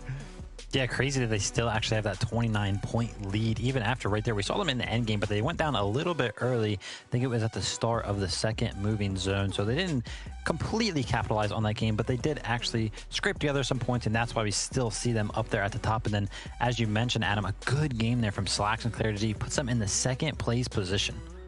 And we really only see one team distinguishing themselves from the pack here. Once again, in NA East, with 2 games remaining, it's going to come down to this entire field from, let's call it 3rd all the way down to 15th. That's going to have to figure out where they want to finalize themselves on the leaderboard, because ultimately, everyone's done enough to give themselves a chance, one little opportunity to get through in these last 2 matches, and ultimately it's going to be decided in these games we got coming up. Yes, it will. 2 more to go. This is the penultimate game now. There's only 2 more opportunities to get a victory out to go through to finals directly. It's over to MDF and a Sundown to walk us through what is going to be an amazing game 5. Over to you, boys.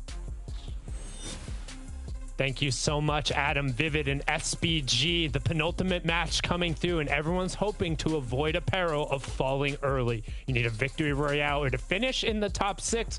And right now, Monster, with the exception of that top spot, that top 6 is they're pretty packed together. Yeah, definitely. 6 points separate from 4th place down to about 9th there. So listen, that's 2 eliminations in this current format. That is how tight the race has been. And all of those teams are Elim heavy except for Cease. Cease's duo is the only team up there that has 71 placement points, up there with Avery and actually Muzz. So just about as consistent as far as how much endgame they've made, but they only have 6 elims. So if Cease and crew could just pick up a couple more elims, man, they'd be so far ahead of the pack. Yeah, but there goes the bus. So let's not delay. Match 5 is on the way.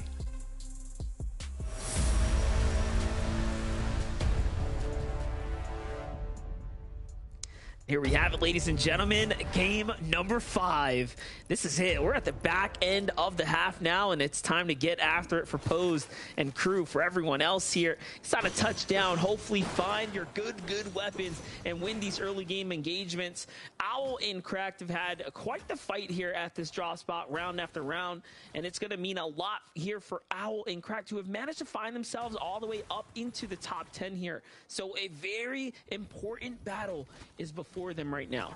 Luckily for him, he is going to touch down, get himself a nice little AR.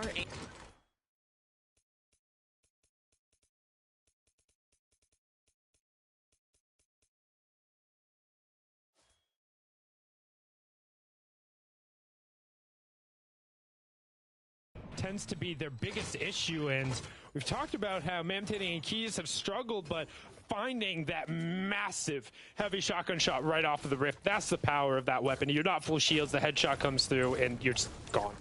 Not only that, first points here on the day from Mamtani here, who honestly, you know, maybe that's the difference, right? Get a little confidence rolling for you, make yourself a nice little end game there, and pull home a victory royale, and they can definitely see their way to finals. That's the beauty of the format here. Tons of juice to work with here now. Let's see, though. Back on over to Cracked, who have managed to get on top of the opponents here. Okay, so they are pressing for the fight right now.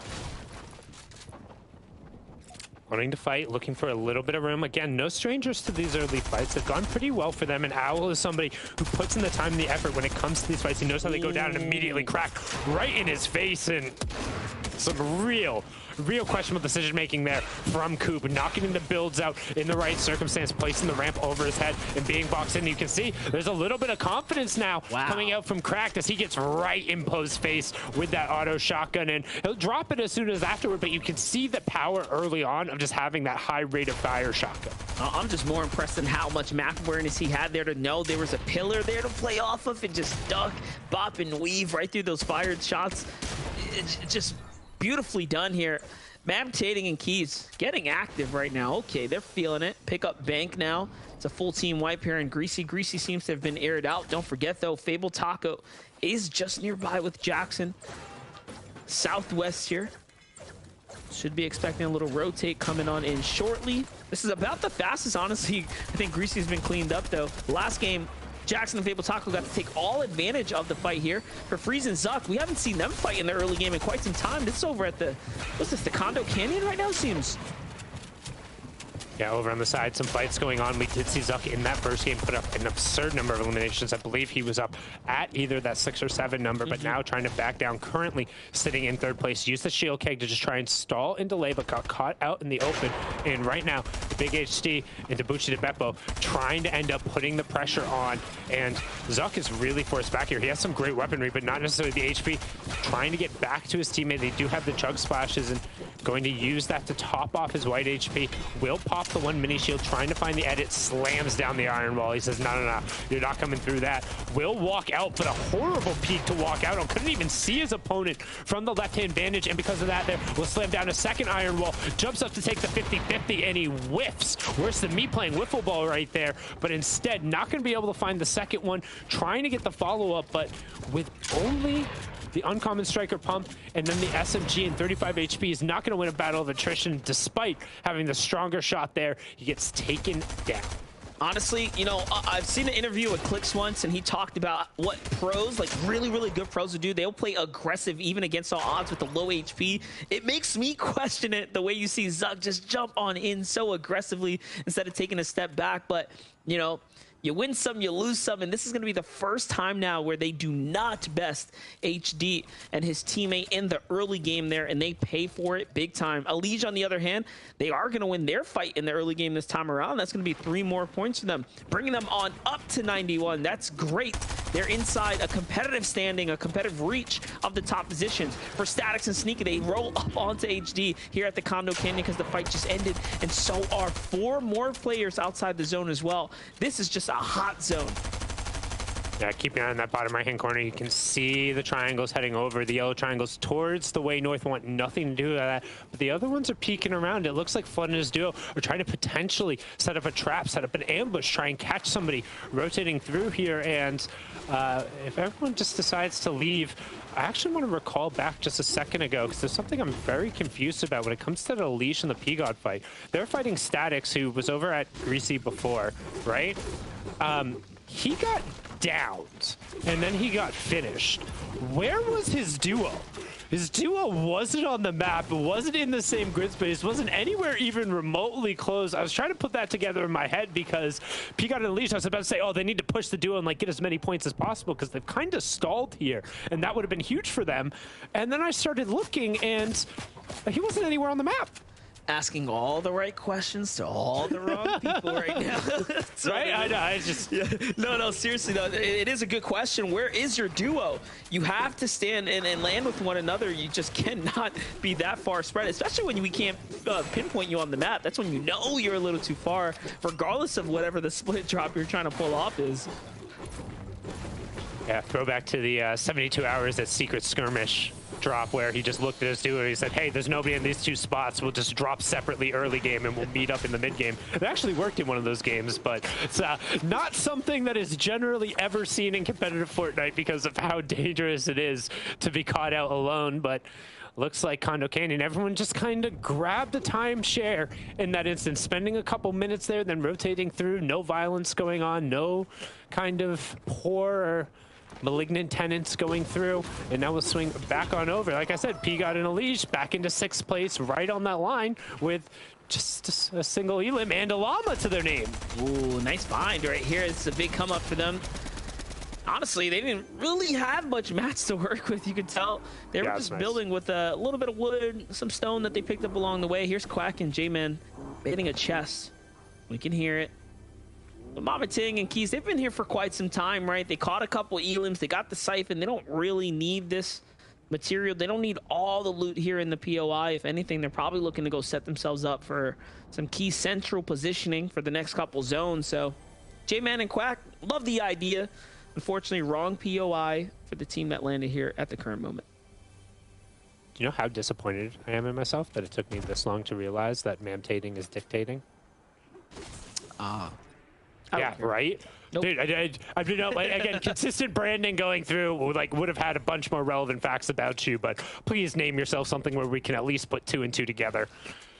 Yeah, Dictating's a good player. See, I'm here. Yeah, right? Like, man, momtating this guy, you know, he's trying. What is he? Dang, I wasn't going to go that far, but I mean, you're not wrong in that circumstance. As the results speak for themselves, actions speak louder than words, and points end up mattering at the end of the day. But let's take a look at some of the fights. We ended up missing off a spawn because it is a little bit of a faster-paced game than we're used to. We see Pose and Cooperoni over here at Chonkus. We saw the end tail of this from the other perspective, but Pose end up, unfortunately, just getting put into the blender. Yeah, definitely. Here's the other perspective from HD's team here. Onto Freeze and Zug. This is probably the biggest upset we've seen so far as high-ranking teams taken out early. Our third-place team dropped right there. If you are just tuning in, just to get you all fully caught up. And then, of course, that fight with Status, we were wondering, where in the world is Scare Bear? Like, where is he? Because somehow P got an Elise, you're up here by himself, and before he can get the finish, he gets finished off right there. Yeah, and I actually need to correct myself. It seems like Mamtating, it wasn't dictating as I assumed. I should have done more research. That's my fault. Never make assumptions. You know what they say about that. On that regard, it's actually Mammy FN. So if you want to get up and check him out in that regard, feel free. But maybe a little homage there, as we saw with Fatchy Fishy, the Benji Fishy, and all that. As you said, dictating, very good players. So, I mean, I could see why. But in this circumstance now, Surfsky Flood trying to find a little bit of room, currently sitting in 24th, so a victory royale is really what they're looking for, kind of on the outside looking in and gonna get that rotation in. And I feel like we've seen this, we've seen a lot of these zones, not necessarily today here in NA East, but down pretty much right on top of that southwestern quadrant with a lot of water and those windmills in play. So we're gonna swing on over to Cody and Edan, who are fighting right on the edge of the zone. Yeah, we've had two zones kind of be in this general area, but more eastern. This one's like a western portion, so it's favoring somewhat center, but really southern, to be fair. Cody and Eden, this is their general drop location, more up so towards the Joneses. They rotate down wide here, trying to play a dead side rotate. Little do they know, the timeshares over at Chonkers have been all used up and everyone's now gone. Probably expecting a little bit more of a vacant position as they need the material count to bounce back here. 30 seconds should be ample time with no one here to bother them to get their mats back up and back in the running here. Though the one thing I will say, if you're trying to very quickly farm mats through this area, you need to be more efficient about that. Hitting those brick half walls is probably the most inefficient piece of material you can hit in that area. Yeah, it's not awful, but I mean, there's so many other ones that you can rotate past and so many other rock supplies that teams in that area hit max stone near instantly. So I would try and say be a little bit more efficient, be a little bit more conscious of that. However, as you noted, they got plenty of time, so as long as they don't get stuck on the outside of the zone, they'll be okay. As we take a peek, and our second-ranked team, 163 above Surge. It's on the right-hand side of your screen, so they'll be avoiding that 25 damage every 5 seconds. Only 3 duos potentially to be under pressure, so we got a little bit of a faster pace here. Match number 5. And there's a team eyeing up Slacks and Clarity. Saw them on the map there just for a brief moment. Looking on in, eyes in this general direction. A lot of shots coming out from here. J-Man on the other side with Quack, though. They end up inside the box fight. This is what Slacks and crew were looking in at. That's onto Tragics. That's a huge knock right there. Tragics and Skittles both completely finished now. That's it. X out of the competition, sent back to the lobby. We'll be seeing them for Game 6Q here. One less chance for them now. One less chance and one last chance in next game. So everyone else still fighting for position. Said Ducky here. Had a little bit of a rough day, not necessarily finding the nutrients he needs in this pond full of big fish. Everyone else just been kind of pulling those points there, but he is kind of aware of a little bit of a refresh on that side. Say, hey, here's some extra stuff. I'd love that big pot instead of the sniper rifle. What else is over there? But could he be opening up into a little bit of a bait? You see J-Man and Quack on the other side, and it's really dangerous to kind of challenge this alone. Zanky, they're going to come over and make sure he holds the ramp for him. They're going to swap out weapons, make sure they get everything they need, and they'll be happy about that. But currently, they're the only team below that Storm Surge damage. You see that on the right-hand side, right above the map. So they need to get some damage out, and they need to do it stat. This is interesting. This is how much you can see a player like Ducky is going to favor the SMG here. He barely has any ammo, but he's like, nope, I'd rather have 30 in the magazine here and play with that for this next box dive for the Storm Surge than opt in to play with the AR in this instance.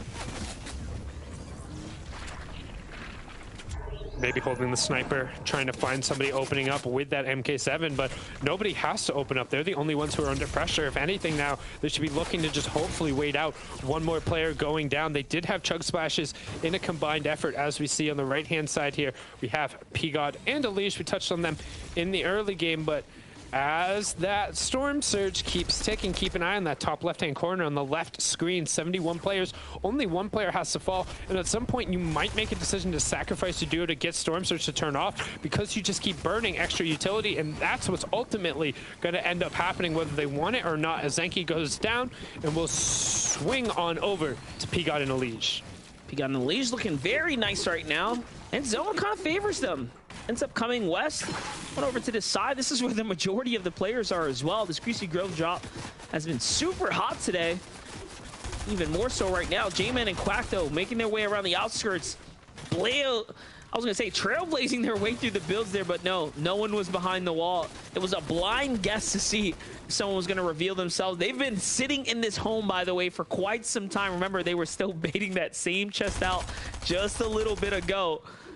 Now seeing enemy builds in here, so I'm assuming some ambush took place as they have 2 eliminations now.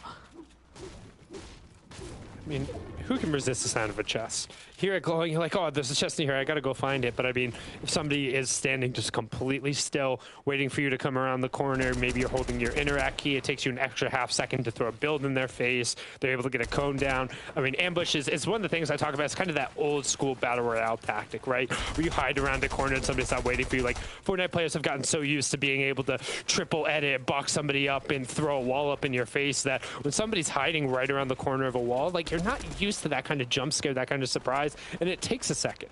I mean, how many times back in Steamy Stacks, that coastal chest, and you sit behind the door, we've seen the player jump out and catch an elimination, always in those same kind of locations. It's always those oddball chests. There's a couple real easy ones to prime up, find some ambushes going. But look at this, Jackson and Fable Taco. This is their general home. This is their general terrain. They play very regularly out of here. Now having 2 games, 2 zones, pretty much favor their overall spot. This could be the little bit of luck they needed. Oh, such a great pull. Whoa. Look at that. Look at the materials coming in for them. They already had double gauntlets. They get a launch pad. They pull whatever shotgun they want. That's a shotgun upgrade. That's ammo upgrade. That's just shows how strong those mythic web shooters are. Yeah, they can just do them all. Rotate and, most importantly, pull in the loot. However, can't use them very well offensively to get inside the box like a harpoon can, or as a weapon item. So there are benefits to both sides, just in terms of playstyle and things you can do with them. Oddly enough, the zone comes, once again, much more centralized. There's barely anyone in the zone right now. A lot of players are going to have to make a move here.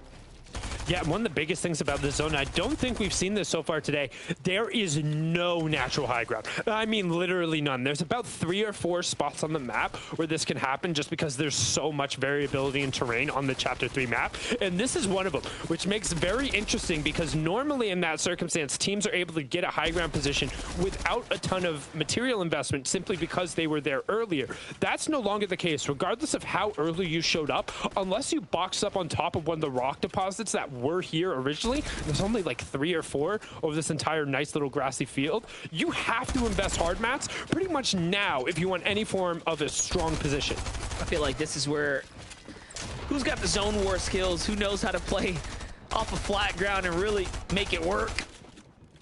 It's about as creative as it's gonna get for a Fortnite lobby right here. You called it. Tahi and Edgy on the low ground right now. No height to them. They got to be careful. These grid spaces will start to get weird on these types of areas where things aren't necessarily completely even.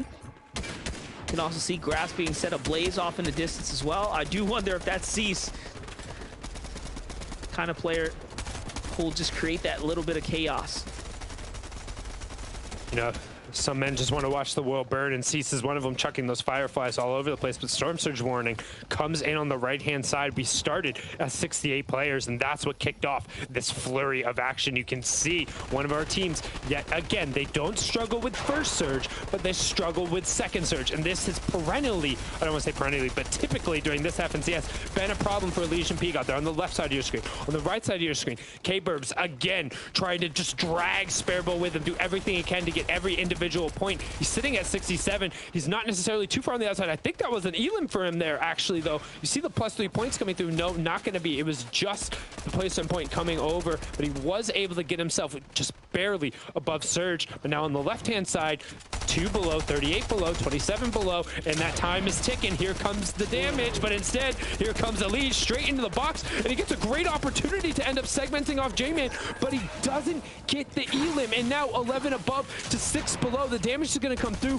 They're going to burn all of their valuable chili chug splashes, and they're going to have to find shots quickly. That's when you know it's bad. They have to get with the program here and find this tag. It's only 6 damage, and it's cost them so much already. All they have to do is really just cone them off and hopefully find everything. But no, J-Man's going to answer back. Big tag there, just enough for the Surge to do the rest. That's a siphon that's going to go to J-Man as well. He's got all advantage here, and our 6th place team is now down and out. No more points to be earned for them here. It's going to come down to the last game for Elysian P-God, and that is just the type of pressure they're going to have to operate with, by the way, the world watching, because you know their fan bases are there, glued to the screen like we are. For K-Burb and Sparebow, though, they also have a fighter's chance here. Up in 14th now. Avery and Muzz leading the pack here, 30 points ahead of the competition, sliding, coasting, and cruising their way in. This is definitely enough. We'll be seeing them in the finals, but hey, they're here to take away opportunity from everyone else. They're not going to make it easy. Well, if anything, for the teams in the top 6, you're hoping, or even in the top 15, you're hoping Avery and Muzz win the game. Yep. And they just pull their points out of the pool because it makes it that much easier. If you're a team who's outside that range, you're hoping they don't. You don't want to see that victory route go over to them. You want to pick it up yourself because you know they're already going to go through anyway. So it's an interesting dynamic. You can see the left-hand side, which one of our duos are directly on top of each other. As we've noted, nobody wanted to spend that early investment of their hard mats. And Monster, everyone, and I mean every single duo, is 1, 2, or 3 grid spaces on the map. Nobody has even gone 4 grid spaces up yet. Yeah, no. This is the way the map's just making it work out right here. This zone favoring these flat areas. No one's looking to over-invest. These pros are just not needing to commit that there much it is too now. early. Cracked is going to find a couple shots here. These are great tags, by the way, and a steal on the elimination there as he gets the final shot off. Perfectly done for him. That's going to give him another little point swing here. Clarity and Slacks, however, are under some big pressure. Down goes Slacks there. It's up to Clarity. No, he gets wiped out in 23rd, only earning 2 placement points, and that is to Spexy, who has finally now made themselves another endgame appearance after that game 1. They were a little bit cold, but is this the place where they finally come back and answer? Cease, however, heat up. No elims for Cease and Duo still. Remember, they play for placements all the way. No elims, but they're nearly 500 Storm Surge damage above, so they can just chill and keep playing in that regard. While everyone else is going to be threatened. A third of the lobby right now is going to be threatened by that Storm Surge when it comes down. But bigger, the rotations are dropping people like flies. Right now you can see Fable Taco ended up being costed on that play. We talked about what a great position they were in, but all of a sudden now it's Jackson as a solo just continuing his run. Nexi with a still great individual effort picking up a pair of elims, but you also see Tahi got a pair on the right side of the screen. Edgy and Tahi trying to make a run at it here in the later zone as we're into our top 20 trios. The placement points continue to keep taking over, and right as I call a name out, Tahi unfortunately ends up being taken out. Jackson now under a little bit of pressure. That's the left side of your screen. On the right side of your screen, Edgy on the back side of the zone, but gets a little bit of a bounce back, gets a little bit of a line, and he'll find a great rotation the front side of the zone. Cease found J-Man too, so the first elim on the board here for Cease. Nicely done. That's going to bring him on up to 7 overall in the tournament. The least of our players inside the top 6, but hey, you do what you need to do to earn your placement points. Cracked, however, is on the other side looking for elims here. That's going to be a huge tag there. It's going to go for the finish. A little bit of greed sets in there, and no, instead he backs off. On height though, Elite and Cease managed to come on over, and it only took them 1 elim to do it. 1 well-timed, executed elim here, and all of a sudden now the world is in their grips here. What can they do? Veterans in play here, though. Jackson and Fable Taco. No, Fable Taco down officially here. Jackson slides on into second place, but it's so close. If they go down now, they're gonna slip down a little bit, and they do. He went down, but I believe one other player went down before him, so he finishes in 13th, but then 14th, just one extra point going through as we're going to swing it back on over. Larson and Smite trying to challenge towards that top 6, currently sitting 98 points. They're looking for triple digits, bottom right-hand side. Cracked continuing his run. He's on 6 eliminations by himself. A couple more will trickle through. They're on 8 as a pair. You can see on the left-hand side of your screen, Elite and C still holding that high ground. They're currently sitting in 3rd place. Anybody who's in that top 6 will be happy to see them end up going through, but Cracked gets his shield cracked himself. It's all going to be on Owl with no builds on the backside of the zone, just spraying away with that SMG, trying to find a little bit of space to pop that small pot, and he'll do it. Larson on the top right-hand part of your screen has the pepper popped, and he's looking to pop some of the shields on the backside of the zone. Finds a huge shot there onto Flood, who will just get drained away, and then he follows up immediately. The Stinger swap hits some of his shots, but not all. The Iron Walls end up going down in his face. The Peace Control and his duo will end up cleaning it up, but Voyle also ends up getting a pair on the other side. And there's a big battle on low ground here between Larson and Smite. Smite's still going to stand up now. 7 eliminations. Look at high ground. High ground's actually no longer safe. Cease and crew have also been fighting for it, defending off players that are trying to go on up. There are still Spider-Man hands and Mythics in play here. Voyle and Except hunting down this low ground all the way. Look at this. Cease and crew just barely holding on. Moo is sneaking up from behind, though. It's not completely over. Smite finds one. That's onto Voyle. Nicely done here. That's 8 eliminations in total. Little Siphon to stay up. No more math for him. And now Wanted and Moo are on high ground. Cease goes down. No victory for them just yet. And an exchange from Smite. Smite is going crazy. This heavy shotgun from range. I want to see that from the other side. That was insane. But Moo, what can you do here as you have to clutch this one up?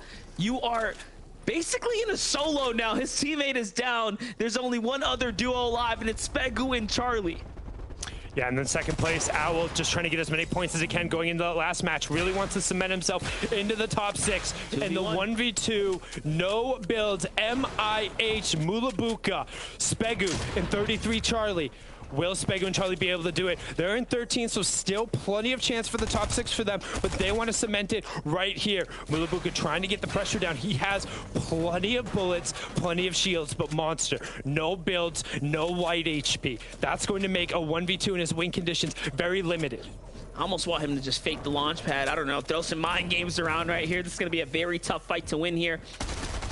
Charlie and Spegu, they've been in these end games before. They know what to do. They work together. They jump up and they close out the game. Nicely done there. Hats off to, of course, Moo, one of the newer players, big competitors here, and Fable Taco and Jackson Pool on another accurate one. But it's going to be Spegu and Charlie, the vets themselves, the young grinders too. They go all the way to finals.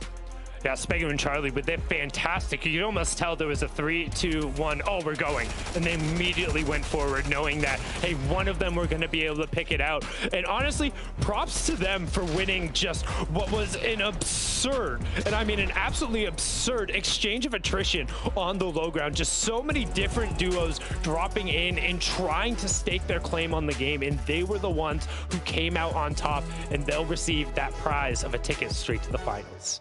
All the teams we've seen win so far are teams that have taken victory royales in a big stage before, so no surprise watching these teams that know how to execute on these win conditions. And you know what made that end game probably one of the better ones was the actual terrain. It wasn't about all these crazy high grounds. It was very low and centered to the ground. Gravity holding everyone down. Made for a very exciting exchange there. Yeah, made for some different decision making, but to break it down and break down the stakes heading into our final game for NAEs, we got to kick it back on over the desk. Adam, Vivid, SBG, show us what you got. Thank you, guys. Spegu and Charlie going through then all the way to finals. A team that we've talked about loads before in previous FNCS kind of showdowns and kind of championships and whatnot. And there we can finally see a team, the veterans themselves, have gone all the way now. They were in 30th position, I think, prior to this, and they hadn't broken into the top 15 in the last 4 games. Somehow come through and win out Vivid, and they are in finals next weekend. Yeah, that's what we love about this format so much. They may not be doing well in these other games, but as soon as it happens consistently throughout one of these games and they get all the way to the end game in a good position, they find themselves as a duo amongst a bunch of other solos. And it's actually another victory royale from the low ground. We haven't seen like hardly any success from the high ground in terms of victory royales. Obviously, it's been very, very good to get some placement points, to get some eliminations, but these victory royales are really low ground based right now. You know, we have seen some really good high ground plays. I mean, we were talking about Elite and Cease just playing so well and having so many placement points because they've just been so consistent. It's one of the things that have stood out, and the elims, they haven't necessarily come to them just yet. Elite sees pop off a little bit on this end game, able to grab high ground here, but spent way too much on this high ground take and not able to sustain like you would want to see. And unfortunately, they may be in one of our top 6 spots, but they're not moving on just yet. Not just yet. We were talking about this kind of like while the game was playing out there, like on the desk behind the scenes here, saying they've clearly come in today, day 3, their only opportunity in these semi-finals to make a real stand and a claim for one of those spots going through. And clearly, Vivid, there's a tactic here, which is all about getting those placement points over eliminations, because they've managed to just hold on in there for a long period of time today. They're getting their Storm Surge tags that they need to at the beginning of the games, and they're kind of relying on their placement to you know, at the end game there to work their way up that leaderboard. Now they're looking mighty pretty, I think.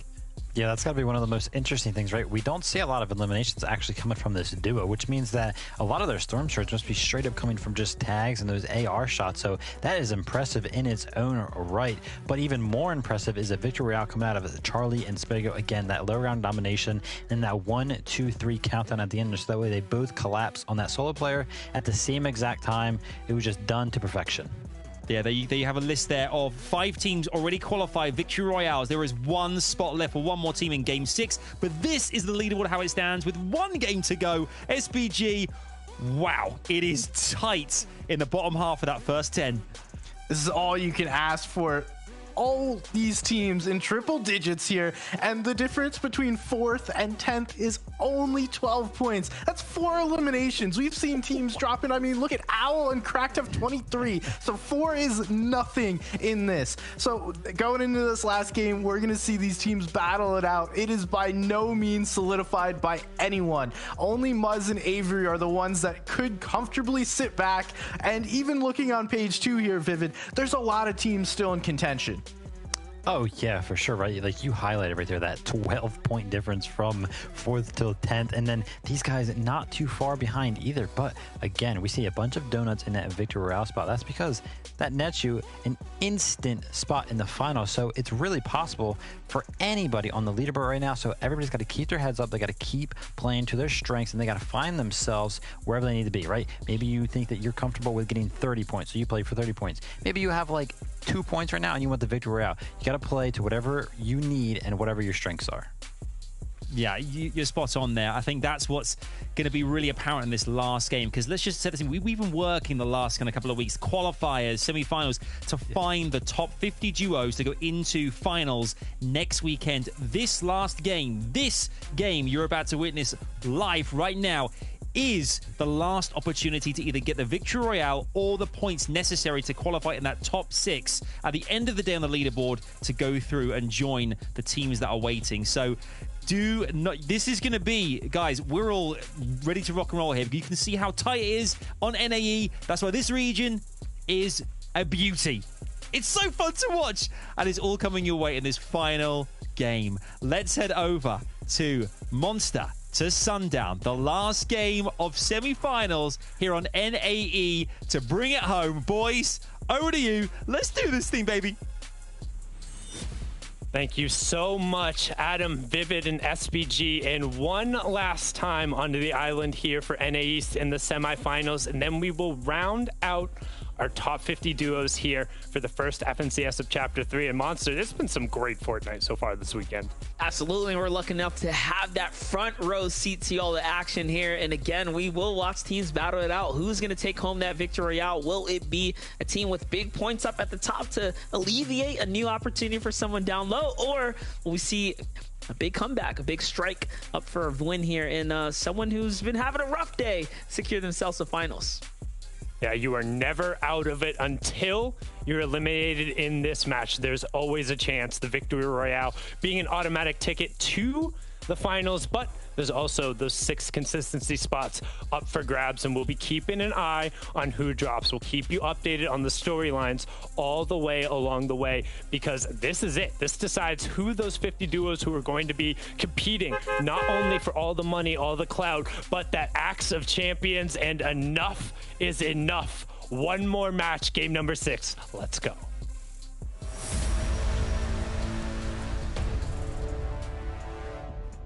Here it is, ladies and gentlemen. It's time to fight fire with fire. Game number 6 is here. Dig deep and bring it on home is what the players are thinking, as we're now starting to touch down. Our game leaders, our current point leaders, Avery and Muzz, have had Coney Crossroads to themselves the entirety of the day, and they have made such exceptional work with what they've been handed here. All the loot, taking it to endgame, finding their elims. It's just been a master play from Avery and Muzz, and others alike. Some teams have been out there really shining. Man, I got to give it to Elite and Cease. That duo right there has been truly impressive. Just a couple of elims shy of running away with the train. Yeah, and Cease is somebody who I would like to talk about, because when we talk about veterans and going all the way through as we get this fight going down yet again at Greasy, everybody just loves the tacos here, as Key's going to be able to find, again, putting in work with that auto shotgun. Seems to be one of the stronger weapons when it comes to these early game fights, as we do have Mamtating, aka Mammy FN, sorry, dictating, my bad, I apologize, trying to clean up on the other side here and push out Unrealana and Bank yet again to kind of rescue a little bit here potentially in the final game, as they did have a rough start coming through. But going back to Cease, I mean, a lot of people don't know this. He's been around since the early skirmishes, back when you were still playing Monster, all the fall skirmish type stuff, and being able to compete against him. What people don't realize is back then everyone talked about like how good some of the players were. Cease far and away had the most eliminations in those matches, and it wasn't even close. It wasn't the Dubses of the world. It wasn't, as we see Keys end up cleaning up the fight there, it wasn't all of those players who were known back then. It wasn't the Mitro who was dominating through, or the Benji Fishy, or the Mongrel, or the Stompy. No, it was Cease. And he's kind of shifted his playstyle from being someone who looks for all of those eliminations and kind of taking advantage to his opponent, and really developed and matured in his game plan, where he kind of sits here and says, okay, this is what we knew and need to do in order to be successful. And we saw that a little bit in the content piece, where he talked about how he kind of really focused on what he could do to improve not only his own game plan, but the people who he played with and teamed with. Yeah, definitely. Way back when Elevate was still competing, back when Gangstars had Cease on their roster, and then 100 Thieves sniped them both up and had themselves a nice little championship run there at WSOE, one of the earlier lands. There's so much history in Fortnite, and more being written here today as we're starting to lean into our most recent FNCS, the first of its kind on this brand new chapter here. But this is what it's all about, celebrating even new players and old alike, as Cody and Edan are looking to fight their way on up in 14th place right now, picking up their first elimination. Owl, though, forever lurking nearby with Cracked here, trying to see if they can get their claws in on a fight. Ooh, beautiful tags here by Cody to fend them off for a little bit there. Now they buy themselves a little bit more time here to get their loot going. Yep, and I love this decision, dropping down and breaking the sideline on the southern part. If you've already scouted kind of this southern rage and you know nobody's hanging alongside of it, this southern part of the map has an absurd amount of loot available to you. If one of them is carrying a harpoon, you can nearly guarantee yourself pretty much anything you could want from that part. But with that being said, it looks like they're just opting to take the long rotation, as they're going to swing on over. Currently our number 4 team has some tough games going through, but Smite and Larson down on HP, but Smite currently the one who's dictating the pace of this trade. But it looks like we have a couple other triangles potentially closing in on this fight, and you'll see that Smite's aware of that situation. He's like, uh-oh, get me out of here. We'll drop it down. Luckily, he didn't take fall damage there. Might have clipped something on the side, because it seemed like he was more than 3 tiles above, but going to opt to use one of those valuable Chili Chug Splashes. I would anticipate now that they just get out, right? There's no, if you're going to invest a Chili Chug Splash in this circumstance, you do not stay, period. Yeah, they're thinking the same exact thing here. Too much riding on the line right now. They are not safe by any means here. Look at this. There is a supply drop right in the general direction of where they're rotating through now. Vehicle in sight here. But first, little pit stop here. Let's get some minis for the way. Projected points to advance through are going to be around 134, a little bit more than what we've seen the last couple of days, but right around that general area, guys. Yeah, well, don't forget, one extra game today, right? So it's going to end up adding up. But I love this disengage even more now from Smite and Larson, because we kind of heard that whistle sound and the supply drop coming through. And yes, the disengage was smart anyway, but now you've guaranteed yourselves a launch pad. You're able to kind of get out of dodge, and we'll swing on over here to the Daily Bugle. Convicted trying to open up a very interesting edit. I feel like a peanut butter edit there would have ended up covering himself, but instead just goes for the single floor, and then he gets blasted. Blastro going to be the one who follows up on that after Aiden's first huge shot. He will get full confirmed, and now Aiden and Blastro sitting on 4 elims already. I mean, that's plus 12 points for them. They've got a little bit rolling here. Yeah, definitely got some stuff rolling here. Taking a bunch of these players to the cleaners, hanging them up and drying them up. Just left and right now as players are... That's it. If you get taken out now, guys, your tournament run is over. Your FNCS opportunity and chance has been cut. So these are very significant battles, and victories are winning over here. And again, even just making this far is so incredibly impressive. Don't forget, this is the best of the best duos in NA East, getting their shot here, minus the ones who have already qualified through. And Boxer just trying to get a little bit of space. That uses a quick little grapple to try and change the angle, going through doors constantly, which I really like because it makes the opponent think about going through. And then unfortunately, he drops on an iron wall, but he hops right up. And a great job from Glace to be tracking him. You can see him and Chucky are ring around the rosy, trying to get the pincer in there. But there's another duo who's hopped in line. Cue the Benny Hill music. Everyone is just running around trying to find something to do. Yeah, definitely. I would hum it, but you know, copyright. Here it is. Glace and crew roll on up. Chucky and Glace find themselves a nice little elimination there. That's going to slide them on up to the 18th position. Just ridiculous tracking there, but man, way to stay nimble for Aiden to actually slip on out. Big chase going down there. Here's a Legion P. Oh my gosh, we're seeing some super serious battles go down. These are intense fights, guys. A Legion P God. This is again a tournament run fight on the line here. Same for Tahi and Edgy.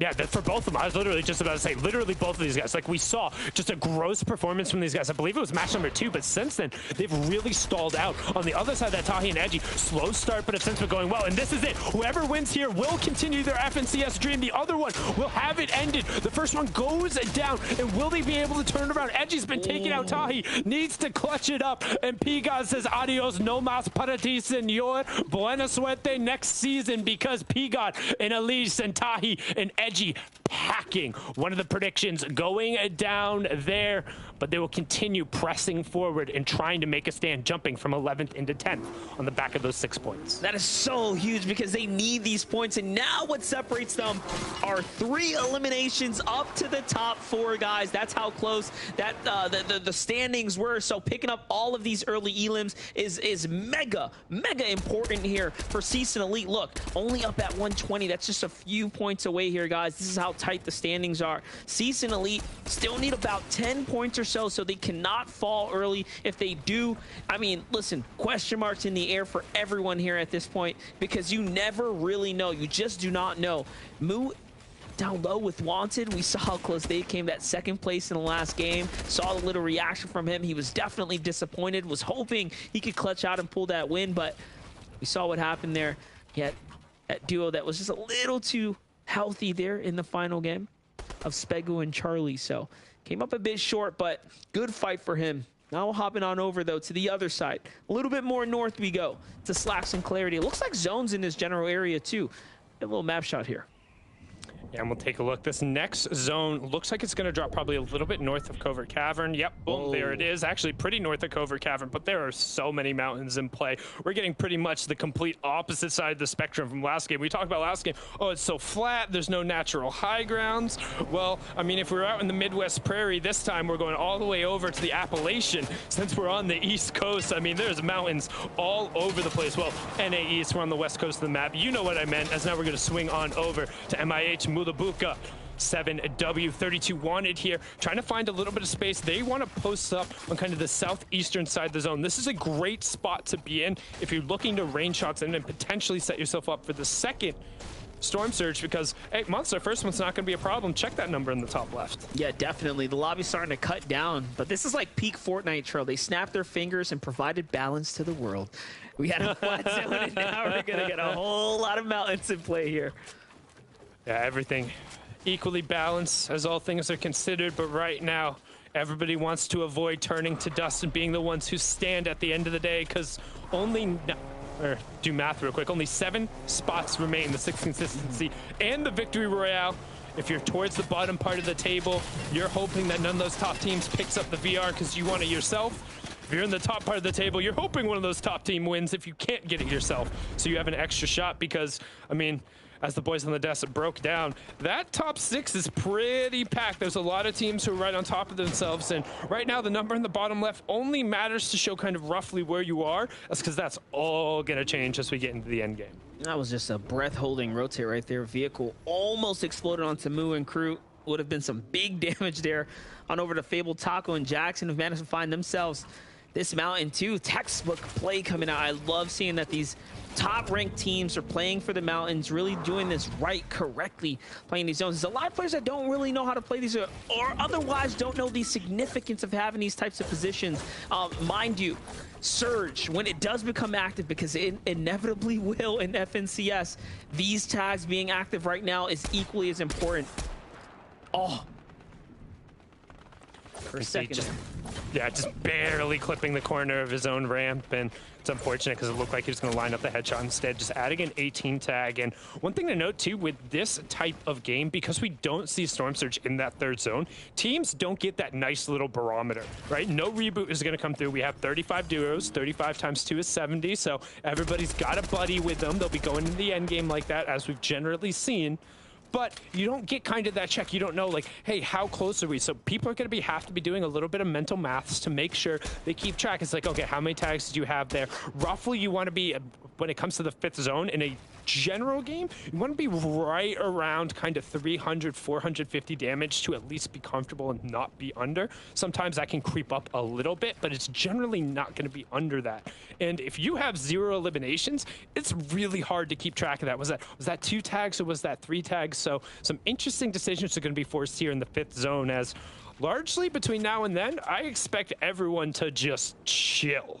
Yeah, and that's the problem, right? The Storm Surge not being a true factor right now will put some ease on the lobby when it should do the opposite. People should be a little bit paranoid that they can't be, find tags right now. They don't really have a sense of safety just yet, and it's only going to get more and more difficult because the fights aren't going down. Players are staying stacked on material and resource count. It's going to make it tougher to actually push any set of duo. As Moo, it seems like we were talking about that, breath-holding rotate. They got punished at some point or another. Not sure if the flames that were set ablaze from the vehicle actually chunked into their HP, but it's possible. And there is no white HP in either of their inventory, and given where they're playing, unless they have an opportunity to maybe like scoop a quick fishing rod or something, campfire, I mean, you're not gonna, maybe a campfire down. I think there's a campfire actually right at that little shack that's right over there, but we're actually gonna get a nice little replay here in a second to see how he lost his HP, as Enkos actually picks up Zuck there in a second, and it looks like he's throwing shots out. Oh my gosh.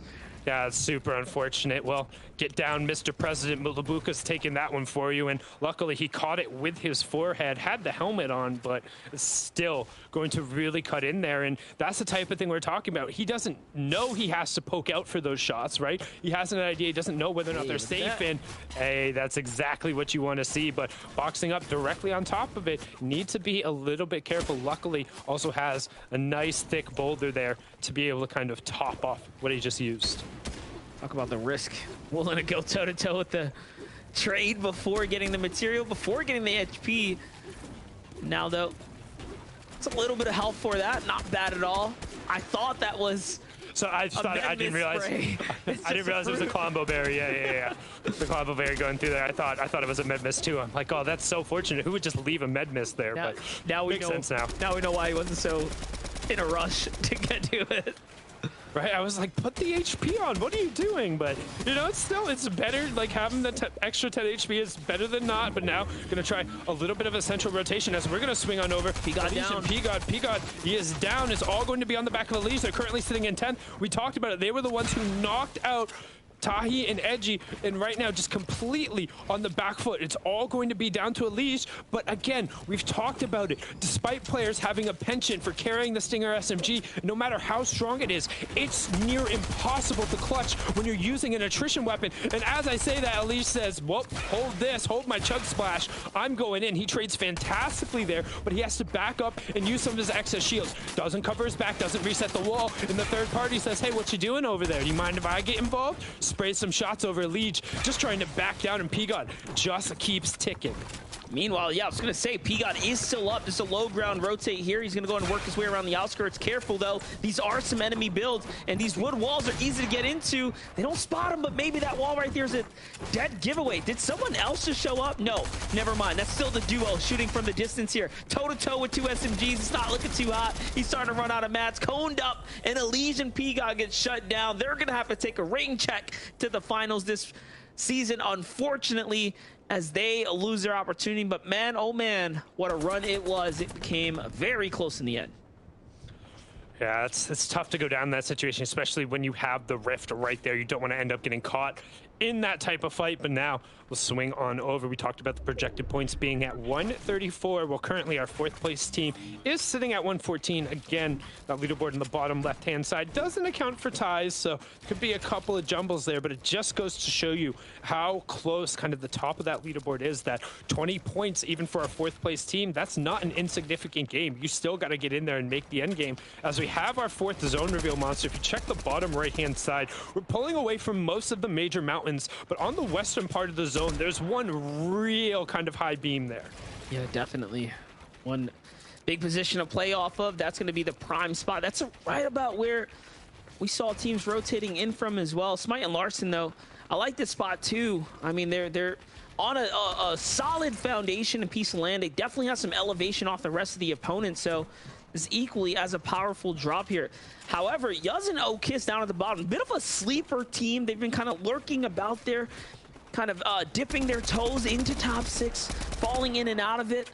They're now on the cusp here, on the bubble of doing something for this game right here. There goes Lyson and Smart. They just have to move a little bit here. Smite and Larson do make it on in okay. Yeah, but look at Tieko on the right-hand side. Gold is down. I believe Tieko is currently sitting in our 6th place spot. He's, oh no, 8th place spot. They're actually on the outside. Slipped out. Yo, it's nuts. That 4th is at 114, right? Maybe 115 now with the placement point coming through. And we have 8th at 109. So you know how close the battle for that top 6 is. And now Tieko, all the pressure's on him. He's on the outside looking in. Even if somebody in the top 6 ends up winning, he would still be looking out. So he needs points. And look at this. He's got Smacked and Casker down at the bottom trying to fight for this loot here. They know this is where they took out Gold here, and that's why they're trying to fight for this. Big challenge here. Very, very bold challenge by Tieko. He doesn't even throw a wall down either. He's just leaving that floorboard open for the edit, open for the sight lines for Casker. Very risky. 32 below now. It all makes sense as he's been keeping track of how active he needs to get. He needs another tag here. So does Moo. Uh-oh. Moo is also below. Yes, he found some whites, so he does manage to cap off, but they are below. 10 seconds left here. 12 players have to go down. Top seeded teams right now have to get active. A 7th and 8th place, and they're looking for it. Here's a knock on the right-hand side. They're going to pull it back, and they're going to be able to min-max the Storm Surge damage. One of them needs to just hold the walls while the other one finishes off the Elim. They need that Elim. They can't let somebody else confirm it. They need to get the maximum damage there. They will be able to get it, and they'll get the resources. They go from 17 below to 63 above. That's huge with 4 duos who need to go down. Still Tieko, moving. though, on the left-hand side, it needs to end up going. And no, actually, as I say that, they're back below. We'll zoom back in on them as wanted. And Mulabuka are trying, Monster. They're trying, but it's not enough right now. And it's not enough heals either. Look at this. Only bandages. Bandage is one of the most inefficient ways to make it through the surge because it's so slow and doesn't give enough HP to survive the ticks. Zen Tyler, however, also trying to survive the surge. They find someone in equal desperate position and they actually take him out. Nicely done. It's just the knock though. They need the finish. I don't even think they got the finish. They're just happy with the little bits of tags there. They're gonna back up here, start to pop their minis here. 170 damage below. There it is. Can they get the full finish? No, that would have been the second siphon. That would have been 6 more points. That could have been everything for the game here. However, Tieko still alive right now as well. Down to his last couple splashes here. Up above him is Muzz and Avery. That's a team that's not peaking, even with all the advantage that they've managed to put themselves up with here. Here's a team rotating. This could be the one golden shot for them. See some fresh metal. Can they get the tag here? Nothing pierces through. This is not looking good for Tieko. It might just all be over. Yeah, but only 2 more players need to go down. However, he's out of utility. He's throwing the shots he can, but the zone is closing. Everyone's rotating in. It's a race against time. It's out of his control. There's nothing he's going to be able to do. He desperately needs tags, or he needs someone else to do it for him, but no one's even going down in the feed. There's no more knocks. There's a confirm, but that's from the Surge, and it turns. He finds splashes. He finds some minis. But Monster, nobody's shooting. Listen, it's so quiet. Shout out to the communication from Gold. Probably just let him know there's a little bit more heals left here. Armored wall comes down. Don't throw down too many of those. Be careful. You can't edit those. Here it is. One more Storm Surge, and then it's the final opportunity now. Just a single player has to go down, and everyone knows there's one desperate man out there, and that's why they are not making edits. They are not fighting. They understand it's not us, it's you. And everyone nearby is probably a risk, and no one was willing to take the risk there. That's what just happened. Right now, we got 4 solos running through. Now the shots turn back on. It's over. Everyone opens up, but Mulabuka, somebody who needs Elims, he finds it on Despexy. Unfortunately, Zypha is out, so despite the amazing effort in match number 1, their car stalled out, the engine failed, and they're left on the side of the road waiting for the bus next season. So we have Neverfight in the bottom left, Mulabuka in the bottom right, Larson on the top. 115, 114, and 112 now. Only separated by barely an Elim each way through. They'll be able to go through just keeping an eye. Does anybody go down as they all have their duos up? But right now, the big difference, wanted with no shields. Otherwise, everyone else is mostly 100-100 as we get into the 6 moving zone. Dude, Moo just literally Mythic Spider-Man his way across, hit a floor, and almost, I swear, looked like he was gonna take fall damage, but he managed to survive. Now he's split up from his teammate. They managed to find one another. It's getting very, very intense down here, but also for Larson and Smite, they're just holding on. 119 finally. Look at how close it is in the standings. 115 means that, oh no, Wanted falls. They're at 116, 2 points from 4th place. One single elimination will jump them up to 4th place. No one is safe right now. Not even Smite, not even Larson. Cease is going to fall in the feed there. Have they done enough? They did. However, we're leading just by a little bit here. I don't think they had enough Elims. They've been slow on the pressure there on high ground. Sparebow and Burbs, where in the world have they come from? They're now trying to run up this end game here. So is Mega. Mega's still alive here. Sparebow versus Cracked 1v1. Burbs is going to fall there. So now it's all up to him here. What can he do now? No longer in control of the high ground here. Another team's going to go on and control that. Fable Taco's going to fall there too. Oh no, another contender is down. Moo's in 6. He's barely got HP though. Keep him counting here. Yeah, and Smite and Jackson 4 and 5 directly on top of each other right now. 6th place. Mulabuka, no more shields, but he's swimming and finding a space. Shield cake put down, and honestly, oh no, it slid away from him. He didn't notice. It's just sliding casually away from him. He's taking the damage. And you talked about the streams, Monster. You have to be aware of where the current is flowing, and instead, he was washed away. Same with his chances as the FNCS finals. They go down the drain. Quack up on the high ground, trying to spread his wings and fly, but he might need to dive down and get his feathers wet in the water as he only has 4 builds left. Still 14 duos up on their feet. Clue on the high ground with Danny, who also is sitting on 3 floppers, has the win condition in terms of the heal off, but we haven't seen matches go that long yet. You can see Sparebow picking up an Elim there right after he ends up going down as Mega still up trying to find the challenge. Jackson in 4th place, low ground. No builds, no mats, 1v2, he opens up, but that's the wrong door. Haven't you ever heard of closing it? He says no as Clue finds Owl on the backside. That's their 5th Elim, Monster, but the Elims don't matter. They need the dub. They need to win this game. They don't have enough points. Otherwise, it's all about the victory royale here, and they're fighting. They're actually fighting, trying to defend this height as Chu tries to come on through, but it is enough for them to go ahead and secure it. Dubs and Mega also need this victory royale. They're somehow holding on. 2 Mythics in play here. They can make a couple plays here if they look up for high ground, and they're thinking about it, and they're evaluating the situation right now. Yes, he also has him. Here it is. Swings on out, playing for the front side of zone. They're trying to play for these Elims, playing for the end game. It's a low ground position. Beautiful lineup right here, but the high ground is open. Gotta be careful, Dubs. He knows a little bit better than that. Mega, few layers above here, so a lot of information in play. Dubs now, sandwich, crushed down below. No suffocation in place though. Dubs goes all the way up. Beautiful shot. Big clutch comes through. Nice shot there. Zone's doing the rest. This guy does not have any health. Dubs might actually clutch this up. He now has control. The mountain is actually perfect for his positioning here. but he has no more mats, he has no more mythic gauntlets. He's relying on the old builds. He's looking back in the zone. He needs the siphon. my gosh. You talk about shooting fish in a barrel, but Dubs, the Spider-Man, he comes right up through. It's Coop looking to rip it away. Dubs trying to push it back down, but Coop does it himself. He falls down, but it's pulling away. There's only one mat, catches himself, denies the fall damage. It's Dubs on the other side. The winner will go through. It's all about the W. Dubs trying to mine the brick, gives himself a little bit of room. High ground taken away, trying to find the shot. Serbsky, will he be able to get it? Konet comes through. Dubs misses the first, misses the second, and Dubs and Mega, the veterans, do not make it through. The FaZe boys fall in the final moment, and Serbsky rips the run away to claim the final victory royale spot in NA East. We'll have 6 more duos.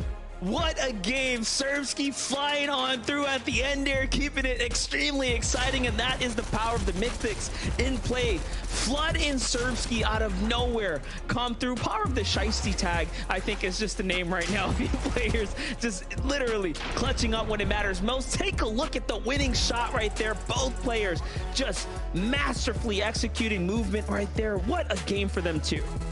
I mean, the movement from Serbsky there, you saw the little dip, making sure he still had the right-hand advantage going through. I mean, it was so close using the utility, but what an amazing set of 6 matches, Monster. I thought Dubs had it there for a second, though, the way he threw the cone up, but he made the edit and made it too easy as it broke on there at the very end. That was an exciting games right there. And hey, listen, we got all our finalists now, Sundown. We have all 50 of them, but that's it for the NAE semifinals. Thank you so much from myself and Monster D-Face. We're going to kick it back on over the desk to wrap everything up and show us who the last 6 duos are. So Adam, Vivid, SBG, close us on out. Wow, wow, wow. Thank you, Sundown, a monster, for that incredible display of casting prowess there on that last game. That was awesome. I mean, the fact that we've had so many teams drop out there as well. Big shout out, big GGs to our winners. They're going through the finals, but we lost Dubs and Mega. They're so close, Vivid, to getting through the finals. The veterans. A flood of emotion goes 2 different ways there. Serbsky, he is absolutely on top of the world right now, like loving everything. Feels great about how he played. Dubs, though, he's got to be feeling just down in the trenches. He was in it all the way until the last moment. He played so well here. Even Mega going down a little bit before right here, as you can see, and he just Spider-Man's up and he goes for the play. Does some great damage, and here on out, he has the higher ground control. But it's been the story throughout these semis as they've progressed. The higher ground just doesn't have any resources over time and time again, and he can't finish it out. But he played it so well, and honestly, it just came down to a missed shot or 2. Oh man, you're gonna be reliving that one, and that's unfortunate on both sides, but also awesome for Serb and Flood to be able to make it. I mean, those guys able to push through and make themselves an FNCS finals. You gotta be hype if that's them. Honestly, doing more than enough, and we're playing some flops. We have the Chili Chug, so he could have dove into Storm and tried to play the heals, but he's like, no, I'm taking this in my own hand. I'm grabbing this one. This is our final spot. Love that final finish there as well. The final elimination to go through, absolutely extraordinary stuff. But I mean, we talked about this on, throughout the entirety of that as well. We lost so many big names. We saw Tahi and Edgy go down. We lost, I think, Slacks has gone, Clarity G. This is crazy. This is what happens at FNCS. There are so many unbelievable duos now in this region that inevitably some of them cannot make it through the finals. But as the boys just mentioned on the casters there, Monster and Sundown, we have our 50 finalists, and we're going to see very shortly who the top 6 were on the leaderboard. First things first, the Victory Royale winners early today who went straight through the finals. You can see here in game 1, way back when we had Ver and Creo. In game 2, we had Senti, which is Twix, Senti Fan, and Chubbs. We had Pamstone and Fatch in game 3. Game 4 was Milks and Rhythm. We had Charlie and Spegu in game 5. And we just saw Serbsky and Flood join those 5. The famous 6 going through there to the finals next weekend. Let's look at the final leaderboard. The top 6, Vivid. Who are we looking at, baby? They've done it.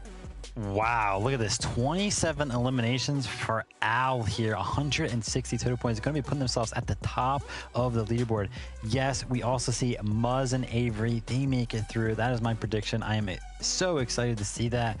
And another really good name here, Cease and Elite with 104 placement points, SPG. Yeah, just a completely different play style and points for them versus Owl and Cracked. For the two of them to even be contrasting there. But yo, shout out to Fable Taco, Jackson J, and also Smite and Larson. We see these guys battle through all 3 sessions, both of them. And hey, Wanted, Mubuka, they had a shot in one point during the semifinals to win a match and fell down to fall damage. Now Redemption is so sweet, claiming that 6th spot. Oh, you know what? I mean, looking at that top 6 as well. So we featured them so much. Smite and Larson as well have an unbelievable last couple of days. Haven't quite made it through. Here we are. Suddenly, they're in 5th position here, joint points with Wanted and Mulabuka as well. But we talked about Cease and Elite as well in that 4th position there. They had a game plan. It was all about sticking to the placement, sticking to getting as many points as possible every single game, not focusing on eliminations, just sticking it out to the end, and it's paid off, Vivid. Unbelievable stuff. Yeah, we're looking at the leaderboard there. Al and them, they had 27 eliminations in the 1st place division. C's and Elite in the 4th place division, they had 9. Everybody else in the top 10 had double digits. They just simply had 9 eliminations. They knew what they were playing for, and they did it so well. Yeah, just racking them all up, and you love to see that differential play style. We saw the high ground, the low ground, the high elims, the low elims. We saw a little bit of everything this weekend, Adam. We saw it all. We absolutely. I mean, that keg that kind of floated away there at the end as well was just.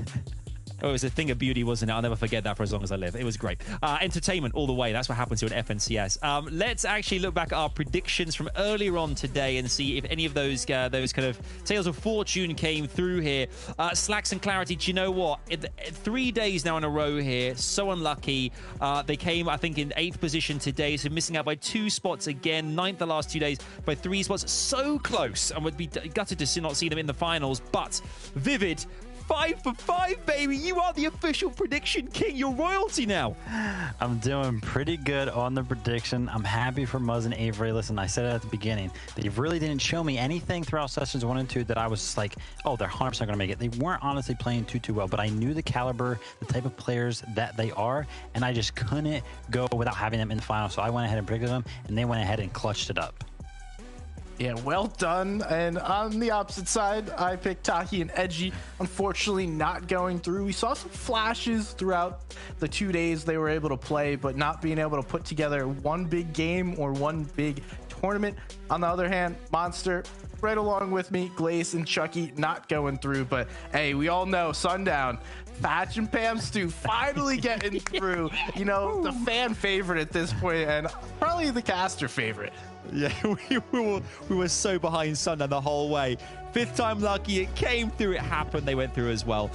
There we have it. We have our teams confirmed for FNCS finals next weekend on Saturday and Sunday. We have 2 days, both days, 6 games apiece, 12 in total. At the end of that, the team on top after 12 games will be your new FNCS champions. You do not want to miss it one bit. Semis has been nothing short of superb. We've loved every single second. Do make sure to follow Vivid and SBG on socials, as well as Monster and Sundown. These guys are crushing it. Love them to pieces, and we're back next week on NAE to bring you those finals. Obviously, next up as well, you have NA West to look forward to. The final day at NA West with Kelly and the squad as well. That is a last chance for the players in that region as well, to get through to finals. It's all going to happen. It's coming your way very, very shortly. Thank you so much for watching. Big shout out to all you guys for watching. We'll see you next week for FNCS finals. Do not miss it. Have a good one. NA West is coming your way very soon. Till then, take care. Bye-bye for now.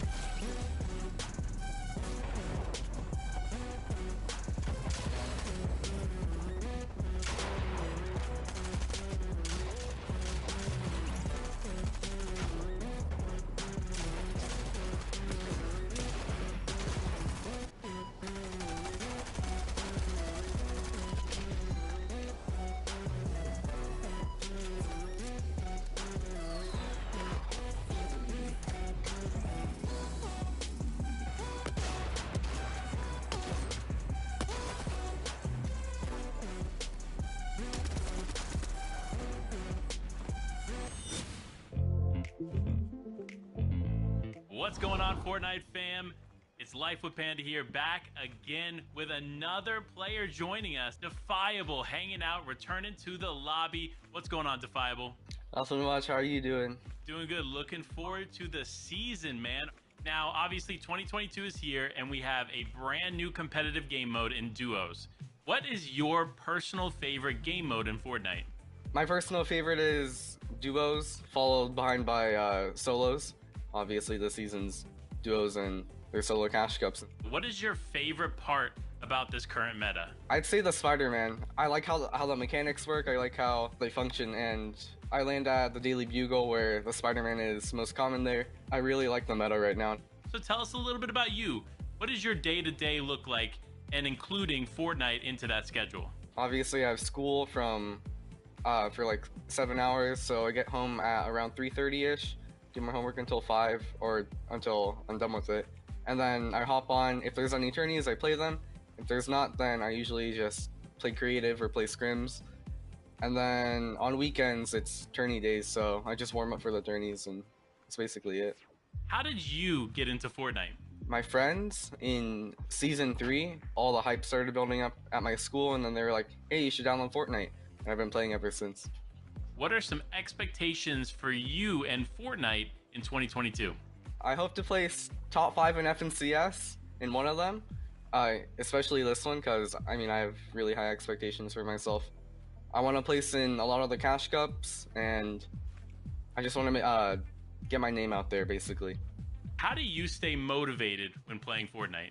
When I'm not motivated, I usually just take a day or two off, or if I'm like if I'm not playing really good, and I'm like playing, or if I'm playing really bad, then I'll take like a 1 or 2 day break, so I can just fully reset my mentality and everything. So you mentioned that you like to take some time to rest to avoid that burnout when playing a game too much. What are some things that you do when you are away from Fortnite? I like to play football, and then I also like to play other games, or I just like sitting in a call with my friends and just talking to them. Thank you so much, Defiable, for hanging out with us and answering some questions. Tell the people at home where they can find you. Twitter.com/defiable1_. You can find me on YouTube, just search up Defiable, and those are like the main 2 I use.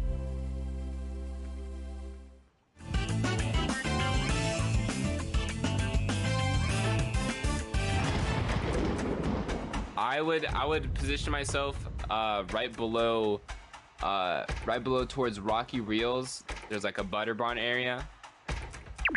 Yes, I would set up right there. Okay. I feel pretty good about this one. It's gonna be to the left of Chunkers, but like where the road goes into like a fork. Yeah, like right there. I feel that. That one's going tilted, I would say. A little bit below tilted.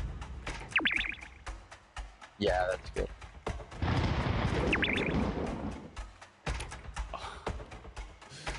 That's looking pretty good. Nice. Go. That's good. Perfect. That was pretty close. I'll take that.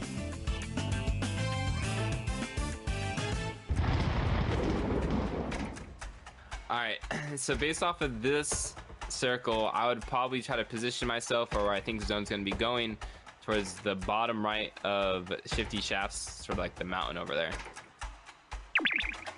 Yes, right there. I feel like this is gonna be a weird one, and I'm gonna have to go with somewhere in Coney Crossroads. Yeah, I feel like that's gonna be it. I think that zone will pull to the Daily Bugle and like the top right of the circle. Yeah, that's probably fine. Okay.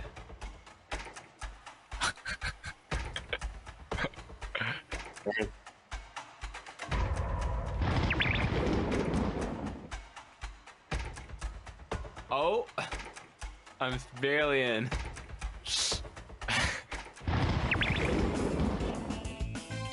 Was close.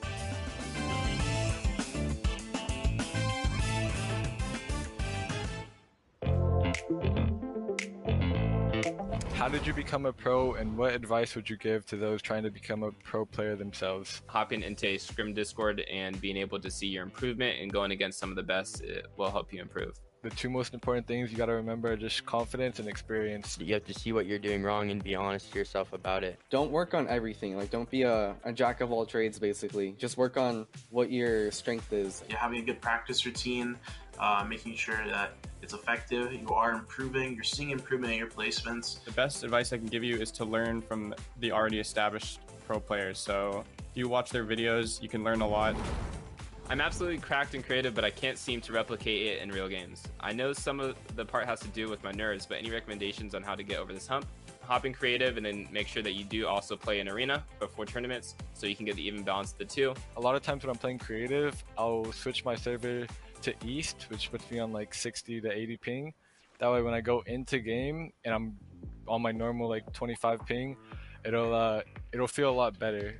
Experience is probably your #1 factor in not getting nervous. Honestly, same. Like, a lot of creative stuff I use, I don't use like 90% of them in game. I think you probably need to slow down. I'm assuming like a lot of creative players are really fast. They have really like fast mechanics, but in real games, I don't think you need that. I think you just need to know when to bring in those skills. The best way to get rid of these nerves is just get a lot of practice.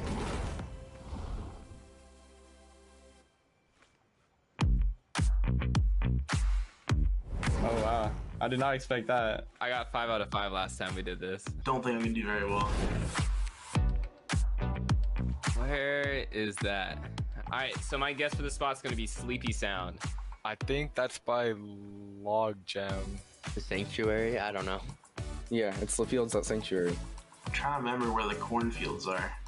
My guess is the Sanctuary. I don't know the name of it, but it's a landmark near the Bugle, to the west of the Bugle, I believe. Oh yeah, I remember that. Alright, so this spot's gonna be the Log Jam. That is Log Jam. That would be at Log Jam. I think that's Log Jam Lumberyard. Lumberyard, I think that's what it's called. Yeah, this one's familiar to me. This is Log Jam. Oh, perfect. This one I have no idea. I think this is the clock tower in Tilted Towers. The clock tower at Tilted. I would say Tilted. Oh, that's Tilted Towers. That's the clock tower at Tilted. I think that this is the Tilted Towers clock tower building. Oh geez, this could really be anywhere. Yeah, I'm gonna go with Camp Cuddle. Sweet. Oh wow, I did not expect that. I peeked through that window before. I think this location is Sleepy Sound. That's the top of Bugle. The Daily Bugle. I think that one's at Pony. Maybe. Oh, I've seen this. Yeah, I don't know. Condo Canyon? I think this is Greasy Grove. I just see like a lot of plants, and I feel like I might recognize that building. This is the roof of Bugle, of the main building at Bugle. Oh, it's Coney. No way. Oh, I knew it. Bugle has like a similar roof over there. Not even close. I think that's Condo Canyon. Actually, I'll go with Camp Cuddle. That looks like, yeah, Camp Cuddle. Maybe Condo Canyon? I know it's in the desert somewhere. I think that's Condo Canyon. I'm trying to think of the racetrack name, but I completely forgot about it. So I'm gonna go with Condo Canyon.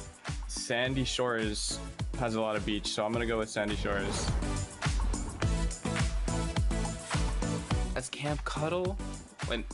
Oh, that was Camp Cuddle. No way. Nice. Camp Cuddle? Yeah, I wouldn't have guessed on a million years. Oh, Camp Cuddle.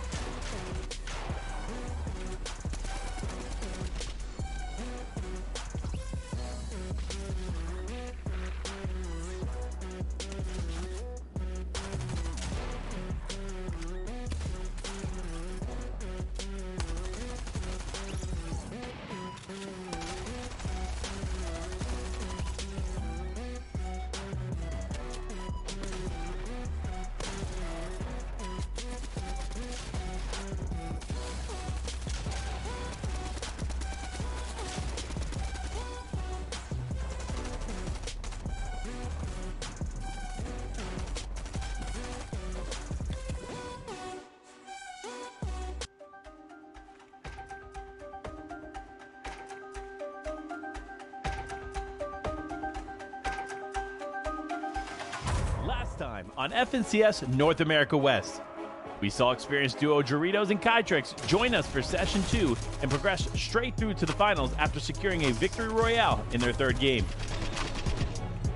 Assault Gosh and Sharp 2K proved that they're a duo to watch by jumping from 15th place on day 1 to 8th place on day 2. They also placed top 10 in 3 of the 5 matches, making them strong contenders for a spot in the finals. Shades and Clux showed us that they're very talented at playing the late game, so if they can power through the early game, they stand a good chance of advancing to the finals through consistency. Lastly, Wavy Jacob and Chris hop on the battle bus for the first time this semifinals.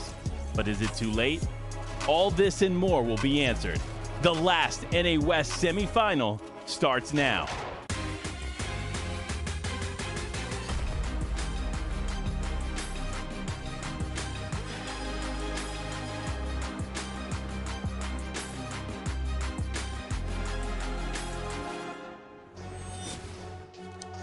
Welcome back, Fortnite fans, to Day 3 of the FNCS NA West semifinals. The final day and final chance for these 50 teams to claim their spot in next week's finals. 38 teams have already punched their ticket, and today we will find the remaining 12. Which team will it be? Well, that's what we're here to find out. I'm your host, Kelly Link, and of course, I have 2 incredible analysts. They're going to be joining me today, breaking down the nitty-gritty of each game that we're going to be watching, and that is going to be Panda and Clay. Love to have these 2 guys on the show with me every time.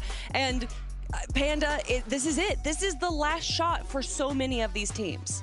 Well, you're right, Kelly. This is it. This is the final moment to make it to the finals for any of these teams on NA West. We've seen it complete in EU. We've seen it complete in NA East. Now it's time for these NA West players to step up to the plate and see if they have what it takes to make it through. Like we mentioned in that content piece just moments ago, there's some players that are only making their debut today, so less chances for them to make it through. But Clay, this has been a long, arduous journey, having to go through the qualifiers to even be able to think of making it into the semifinals, but they're here now, and so are you. So how are you feeling? How excited are you for this day of competition? Ooh, I cannot contain my excitement. That last game in NA East was so close for so many players, and I can't wait to see what West comes out with, because we know that they can be aggressive when they want to be. So I'm expecting full aggression today, which is just going to make that end game that much more monumental. And you know what's going to be even more monumental is if you're watching it in Legends Landing. You guys have to check out this new viewing experience. It's you can find it in the Buy Epic Discovery tab. But Panda, tell me about your favorite part of Legends Landing. Well, I mean, there's so many parts that are kind of like super enjoyable to dive in here to Legends Landing and take place. You got box fights.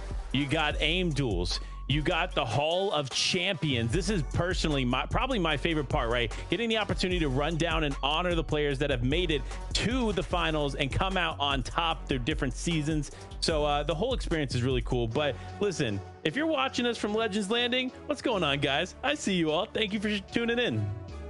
Thank you guys indeed for tuning in on the final day of the semifinals. And of course, this leads all to the finals, which will be next week. But maybe you guys want to know a bit more of the details of our schedule. So we're going to pop that up right now, because 3 days of semifinals, we had 2 separate qualifiers as well. Well, none of that is going to matter anymore after this, because it's the semifinals 3rd day right here. You can see it. And of course, March 5th and 6th will be the 2 days for the finals. But we need to break down the format right now, Panda, because there's probably some new people watching, maybe watching in Legends Landing. Absolutely. So again, we've made it through qualifier 1 and 2. We're in the semifinals, and we're in the final day of the semifinals, right? So obviously, day number 1 semifinals was 5 matches and 6 consistent teams making it through. Those 5 VRs and 6. Same thing for day number 2. Now that we're in day number 3, it's a little bit different here, because day 3 is 6 matches. You guessed it. You see it right there on the screen. It is 6 matches and 6 consistent teams advancing. That means there's 12 total opportunities on the day to continue going forward to the finals. But Clay, how are they going to be able to get some points here other than just those VRs? Yeah, obviously it matters getting those placement points overall. Look at 28 points for second place. You see 1,000, and that's just so we can differentiate between who gets that victory overall. But second place with a lot of eliminations, because they're worth 3 points each, mean that even if you're secure in quote-unquote qualification going to the last game, if you go down early, you could lose your spot, because look at how drastic the point spread is. When you get into that top 10 situation, it starts to get higher and higher and higher in points. But we've also seen it several times where players won't do that well in the first 3, 4, 5 games. But with this one new game being added, the 6th game of the day, you could literally be in 45th place and grab that VR, which we've seen, and make your way into the finals. These are the teams that we're going to be watching today, everyone. The qualified players that are going to be competing for those 12 spots, Panda. Absolutely. You got the likes of Cool and Kaboo, Slick and Day, who we've seen for days going into this, going up now against people like Wavy Jacob, like Chris. Again, more veterans in the space, but they're just showing up here in the final day. So will it make a difference for these teams that have gotten that experience over the first 2 days? Or will the veteran experience of players like Chris and like Jacob just be able to carry them through, despite them not having the same experience as some of these other players, Clay? Hey, talk about experience. Aguilar and Klomp there have a chance. They've been playing since day number 1. Really want to see them perform well. Maybe switch it out of Chonkers, Speedway, go to a different drop spot, try to change it up. And Fruit and Tiny as well, also been playing since day number 1. So they've had a lot of different chances to come through and to qualify. And this is their last 6. So I don't know if they're going to be able to do it. Yeah, there are just so many incredible teams and players that are going to be competing today. And for the fact that we have all these players here with us, of course, we had to pick their brain a little bit and bring them on for a few interviews. So with that being said, everyone, let's see what some of our players have to say about the FN effect.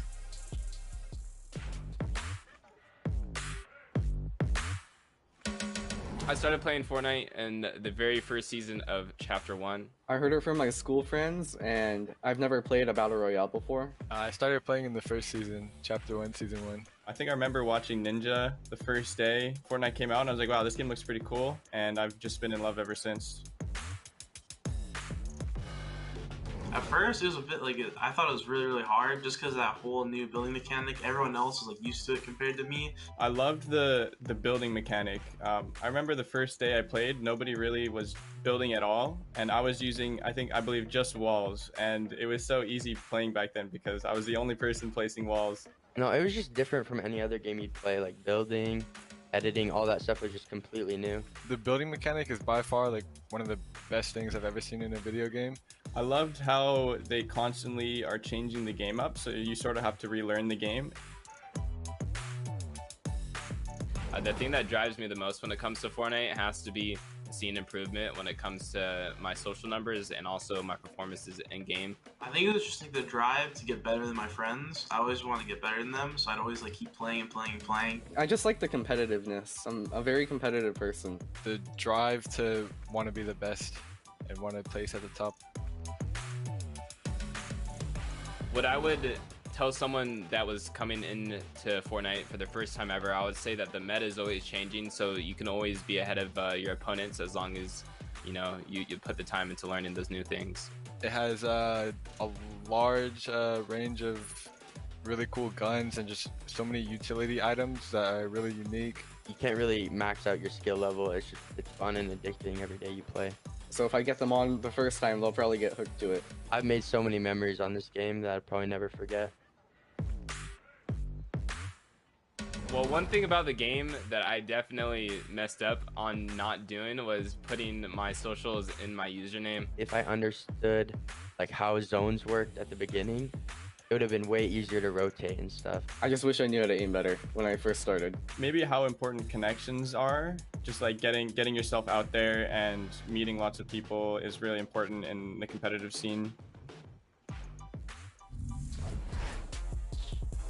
Always appreciate the players' insights so much. So again, to all those players right there and to all the players that gave us interviews throughout the regions, thank you so much. I'm sure there's a lot of new players watching right now wondering what they can do to be like a lot of these pros. Speaking of pros, we take a quick look at some of the pros and their drop spots that we're going to be expecting today. And I do want to focus first on some of the teams we saw compete yesterday. First of which, Tavern and Cause. Obviously, Turtle Tavern has been such a pivotal pro for so long, Panda. But yesterday's performance, I think they got 40th place, so not the best. Yeah, it's definitely not the performance I was expecting from them. However, a new day, new opportunity. This is their last opportunity, though, so they need to make sure that they win over the game plan. They ironed out any kind of issues they had with day 2. They've thrown it out the window, not worried about it, going into day 3 confident, and they need to be smart, right? Again, we saw a lot of rotations there where they weren't necessarily covering their back, and they were end up taking a lot more damage than they needed to in the mid game, and it just caused more issues than it did good for them. So they have to be a little bit more vigilant when rotating. Otherwise, they're going to have a similar day 3. When I say Turtle Tavern, Clay, what is the first word that pops into your mind? I said yesterday, volatile. He could either have really good games or really unfortunate games where they don't play as well. But when he is playing great, his good games are phenomenal. So it's kind of a flip of a coin. Which Turtle Tavern are we going to get today? Are we going to get that one that is patient, that is waiting for the end game, that knows when to take high ground? Or are we going to get the one that's going to W key a little bit too much?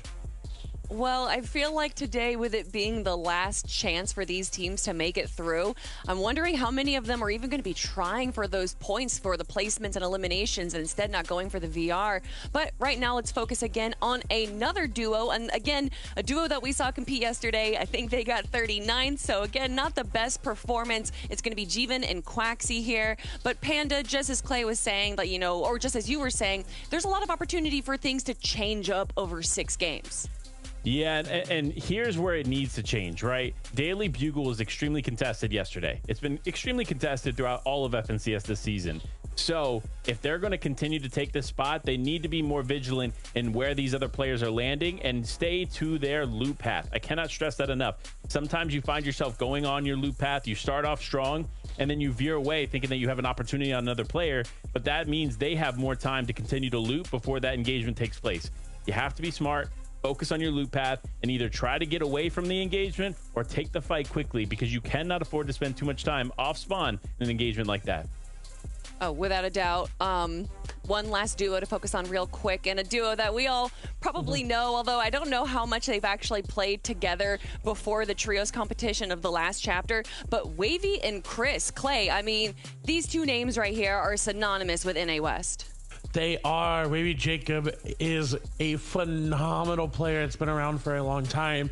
But I'm interested to see how he differs up his play, because obviously during the qualifiers, he wasn't able to make it into those round 3s, wasn't able to perform the way that they wanted to. So how are they going to change their performance there to now? I'm very intrigued to see. Are they going to still play a little bit over aggressive and still play for that victory royale? Because again, the format didn't really reward that in the qualifiers. You really need to play for those placements along with the victory royale.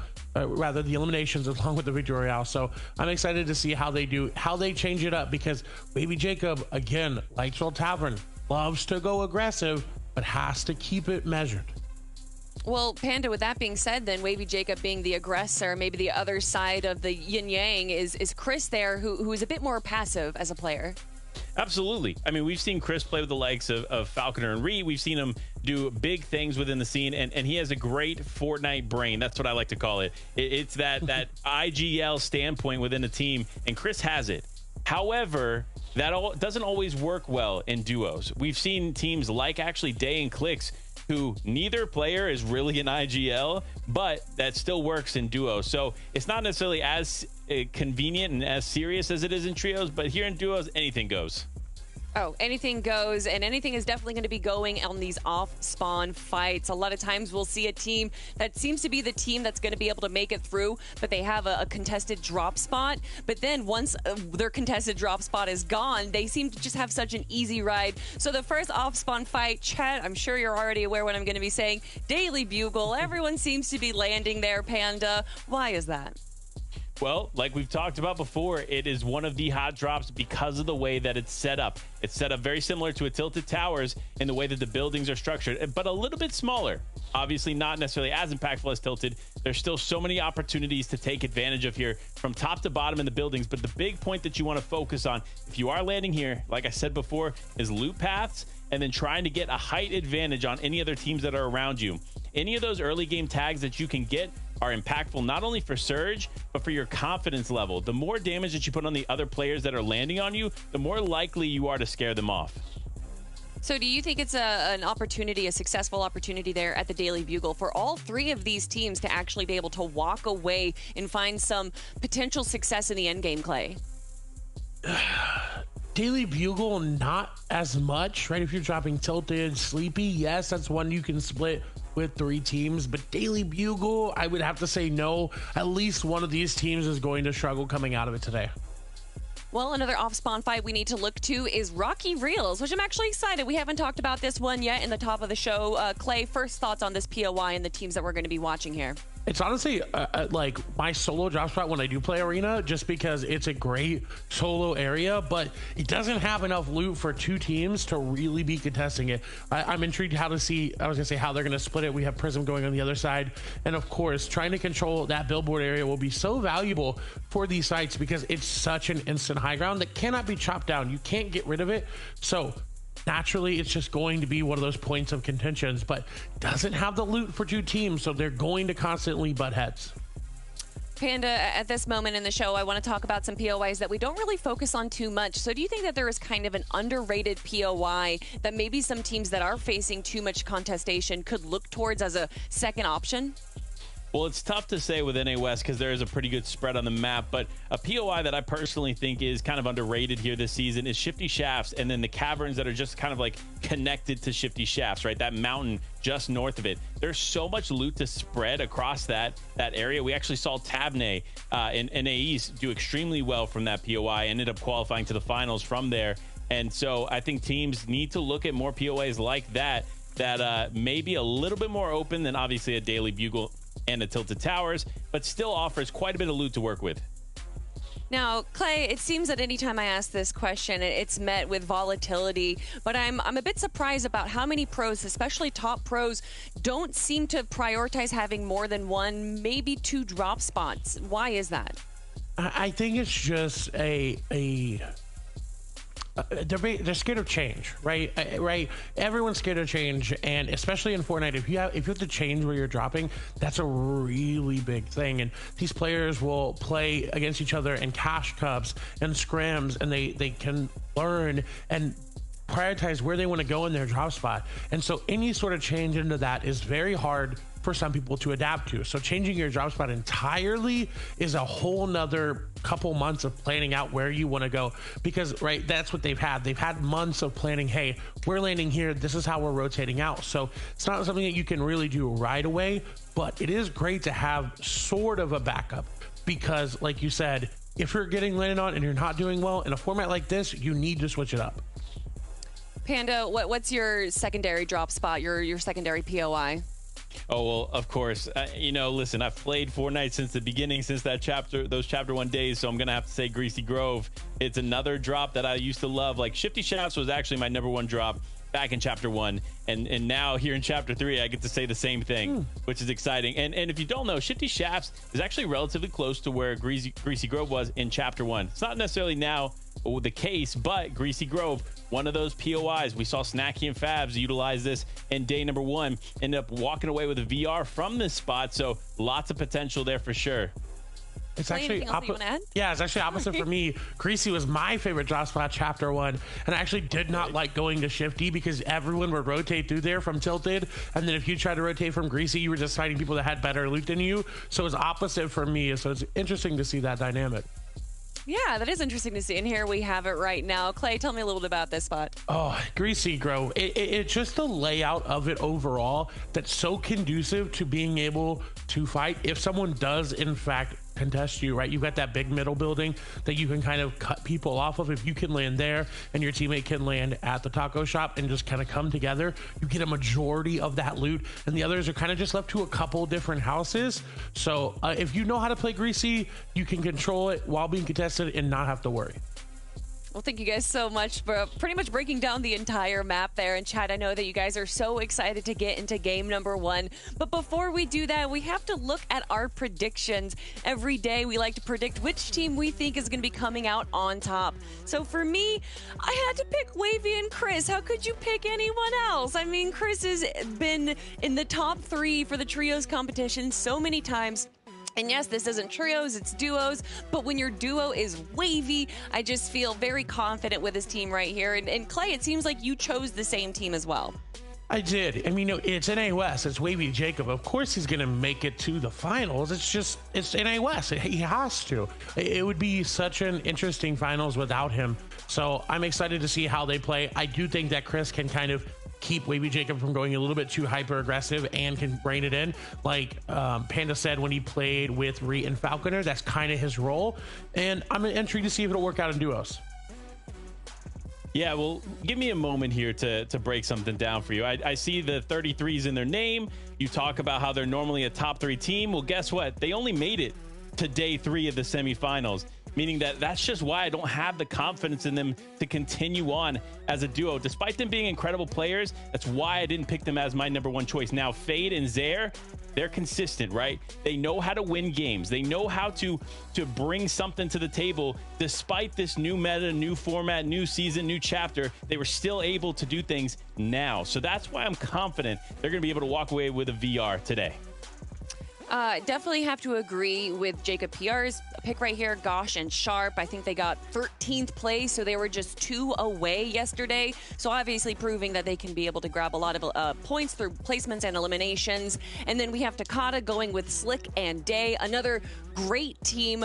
But in just a moment, everyone, we are going to be jumping into game number 1. And in case you're joining us for the first time here, this is it. This is the final day of the semifinal for NA West. We've already had more than 50 teams go through each day, with 11 teams making it through each of those days. So now 11 new teams have joined us. The only thing that's different, instead of 5 games, it's going to be 6. So 6 VR winners automatically make through, and then after all 6 games are done, we're going to have the top point earners also make it through to join the 38 teams that have made it through between qualifiers 1 and 2, and then of course days 1 and 2 of the semifinal. But Panda, we still have a few minutes to talk, and I want to talk about some teams that we're going to be watching today as well. Actually, let's talk a little bit more about Fade and Zaire. They had a pretty good performance yesterday. They got 15th place, but the highest that they ever placed was 11th. So looks like this is probably not going to be a VR focused victory path for them. You know, see, this is what I'm thinking, right? They were just outside of consistency yesterday. I think the one mistake that they were making is they weren't focusing getting into the top 10 enough. And I think what will happen is they're going to start focusing on that, trying to make sure they make it just a little bit further, a few more placement points. And in turn, they're actually going to find themselves in a position to walk away with a victory royale, which is going to turn into a final spot for them anyway. But Clay, how can you do that? How can you prepare for something when there's so many variables that go into even making it to the end game, let alone being successful in it? You just got to rely on the months that you put in practice. You got to hope that the game that you want to play is good enough to make it to the finals. And reminder, Monkey and them did in fact win a game in one of the round 3s. They, I think, took home the very first game that we saw in qualifier number 1. So they can do it. They have the ability to. It's a great pick on Panda's side, but there's a lot more pressure this time around than in qualifier number 1, right? This is the last opportunity. If they mess up here, they're going home. Now, Panda, let's say that you have your dream loadout. It's the perfect in-game situation for you. What is that looking like? Oh, man, you know, that's a tough question this season. I think ideally, I'm taking 3 slots for heals this season. I think the variety of heals in Chapter 3 Season 1 has been so unique that you have to kind of open up 3 slots. Then those other 2 slots, it's going to that Striker SMG and that MK7. Both have so much utility, that close range with the Striker and then that long range with that MK7. It's just a blend of both worlds that you absolutely need. And it only takes 2 slots. That's why I get that extra heal slot throughout that. Clay, anything that you would change with that? I drop a heel and take that harpoon. Gotta have Okay. it. Gotta have it. I don't know why I was surprised there. I shouldn't have been surprised with the Clay Classic. But everyone, thank you for joining us here on the desk. Of course, we're going to toss it real quick to our casters to see what they think and want to say about their predictions. So Jacob and Takata, please take it away. Thank you so much, Kelly, Panda, and Clay. Fantastic breakdown from the desk. But I mean, Jacob, we're on day 3. This is the last chance for these players to make it from the semifinals to the finals. 6 matches. You can qualify from placing top 6 through consistency on the leaderboard or getting a victory royale in one of those 6 matches. But the question is, Jacob, who's it going to be? Yeah, that's going to be a real question to be answered today because, like you said, it's the final chance for these teams to punch their ticket into the finals. And I think that's why I went with Gosh and Sharp. Throughout these semifinals, they've been progressively getting better. And even though they missed out yesterday, this is the day. All you need is that opportunity. I said it in the qualifier number 1. 40R Storm and Caden Knox coming in 48th place, finished in 2nd. These guys can definitely do the same. And we're not going to wait long to find out. The battle bus is ready. All the competitors are buckled in. Game number 1 is right here.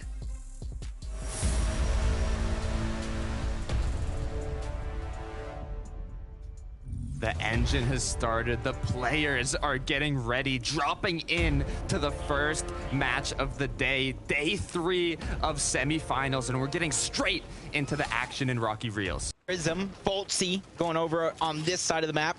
You got to think who else is here. Poyo and his duo also here with Caesar.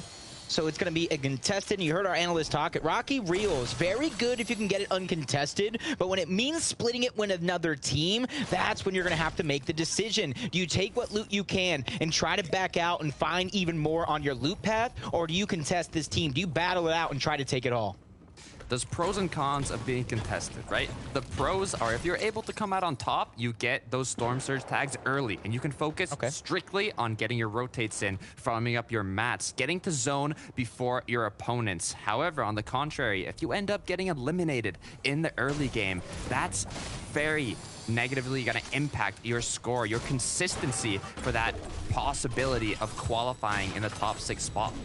Yeah, just so many decisions forced to be made here. And with the pressure on, there's 29 teams that were here from day 1. And that's where mindset is really going to be a thing. It's easy to kind of get down on yourself. You missed out on 2 days worth of opportunities. And with this one being that final chance, you begin to have a little bit of doubts, but for some of the competitors, the superstars we know they can be, that's when the pressure is on, and some people feed off of that pressure as Clux and Smux, another team that was living on the bubble, barely missing out, going against Creep and Dom. That was one of our teams to watch yesterday. Ooh, that was one of our teams to watch yesterday and most likely to watch today as well, as we have Clutch and Smuk here with the higher elevation position. They have the high ground. You could say Clutch is actually going for an interesting play to drop the tree. Is this going to work, Jacob? Almost knocking down Dom. I mean, I respect it. That was an incredible play from Clutches, but they're doing the Spider-Man web shooters split here. You can see they want that mobility, but it seems like they have another duo close by, so they're kind of deciding, you know, should we take this engagement? We don't have shields. We do have the positional advantage, but we don't have a lot of ammunition. I mean, it's a hard choice. Yeah, it definitely is. And that's funny you talking about it. We were talking about Rocky Reels not having a ton of loot for 2 duos. Now imagine a split drop on the top left portion of the map to where it's even going to be hard to find surge tags here, which is why they're going to take them while they can. Aguilar and Kompalop this time around, it's going to be near uncontested. I say near because they're not forced against that same duo that we saw yesterday, to where it was back and forth. Neither one of them really having the best day. Day 2 of the semifinals, just like you said, we had Poppy Blast and Show contesting Aguilar and his duo partner here in Chonkers Speedway, but it looks like they've kind of adapted, learned from day 2. It didn't go great for either duo, so now they've split it up. Aguilar's team has Chonkers, and I'm curious to see also where Poppy Blast and Show is going to be dropping, where we can take a look at our predictions from yesterday. Jacob, we've got Tavern and Chris here dropping in, well, I actually believe they dropped in Sleepy Sound, but it seems they're in Logjam now, so they've made a rotate. You can see they have good materials already, good shields, and I mean, it's just about getting to the zone now. Yep, Fizzy and his duo seeing some shots on Foltzy. That's the rotation you see and where it's leading them. just going for those surge tags with that high ground advantage. They're not going all in. You can see he's kind of by himself, separated. So great decision for him, playing that long game that we see a lot of duos, especially in game number 1, where a lot of action with so much on the line will tend to slow down early on. But I say slow down for now, and I say it very, very loosely, because if you have that opportunity to take out a duo, if you created that separation like we've seen throughout the first 2 days, that's almost all you need. But Covert, Canyon, Evo, and Buzzo have been living over here, unable to come out in top 6 or victory royale, but they've been doing so good as individuals. Now that they also have the vault to loot, I mean, you can see Evol with his 6 splashes, 6 minis, epic stinger, SMG, a blue striker pump shotgun. I mean, they've got enough loot to play it out to the end game, but be careful. We've got an opponent trying to steal some of their mini shields there. Buzel said, come back. Where are you going? You think you could take my loot? There's a punishment for doing that. Yeah, it's a cost. You got to pay the price, but fortunately for them, he gets out scot-free. And this is kind of that loadout that Panda was alluding to. You take the 3 heals, you have your minis and your shields. Those are kind of standard. You're going to use those first. But the chug splashes, those are kind of flexible. You know as well as I do. If you get caught in the storm, take too much HP damage, you're going to go ahead and pop those. But if you're under siege in a box fight with teams trying to spray into your box, you might use those over the minis and the shields as well, as they go back right in to go ahead and refresh themselves, get back the mats and stuff that they might have lost. But Smuck and Clutches here, talked about them already today on the bubble, missing out on opportunities. So many teams that were on that bubble that missed opportunities, looking to get aggressive. Taking a look here against my prediction, Slick and Day. Looks like they want to get into an engagement here. Smuck and Clutches do have the Spider-Man web shooters. We saw them just a moment ago going for a little play with a tree, but it seems like they're still in that engagement as Dom is the player which is under them. Now with the third party from Slick and Day, this has gotten into a much riskier situation, especially seeing they're more on the outskirts of the map. So if the zone ends up closing towards the center, they're going to have to do a far rotate, and it's going to be difficult if they're in an engagement.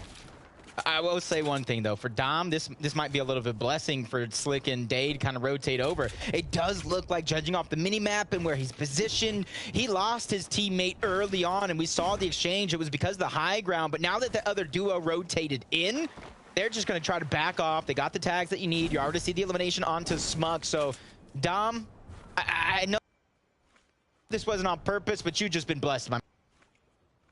That was a very fortunate situation for Dom, and also a very good decision from Clutches and Smuck, because they know they already have enough damage. They're good on Storm Surge for this first zone. They can just focus on that rotation, on farming up materials, because if you look at the current mats of Smuck, I mean, 300 brick, now close to 200 wood, but 0 metal, and metal takes the longest to farm. It's the most difficult to find on the map, so they're gonna have to get those materials up before it's too late. But now, taking a look here at Static, closer to the Daily Bugle. So far, looking like they have a good amount of loot. Yeah, this is one of those teams that switched up their drop.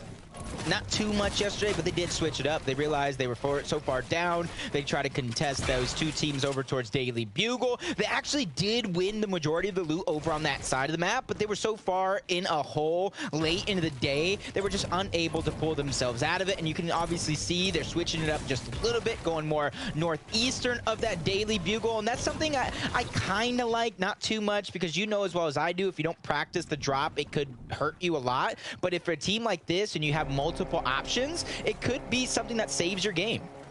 I mean, it's key to know your loot path, know your drop path, right? Where you're gonna loot, how you're gonna loot, and depending on what goes on, if you decide to disengage from the early engagement and have to go loot the outskirts, you gotta know where you're gonna loot or where you're gonna go so you don't waste time. But take a look here at Tavern. Looks like he's getting himself into an engagement here, trying to get a drop. Remember, the drops can give you launch pads, so that's very good for mobility in these games, but you don't want to risk it all as Cause gets cracked. Tavern's gonna have to back him up. An opponent getting into his box, but looks like he's able to escape.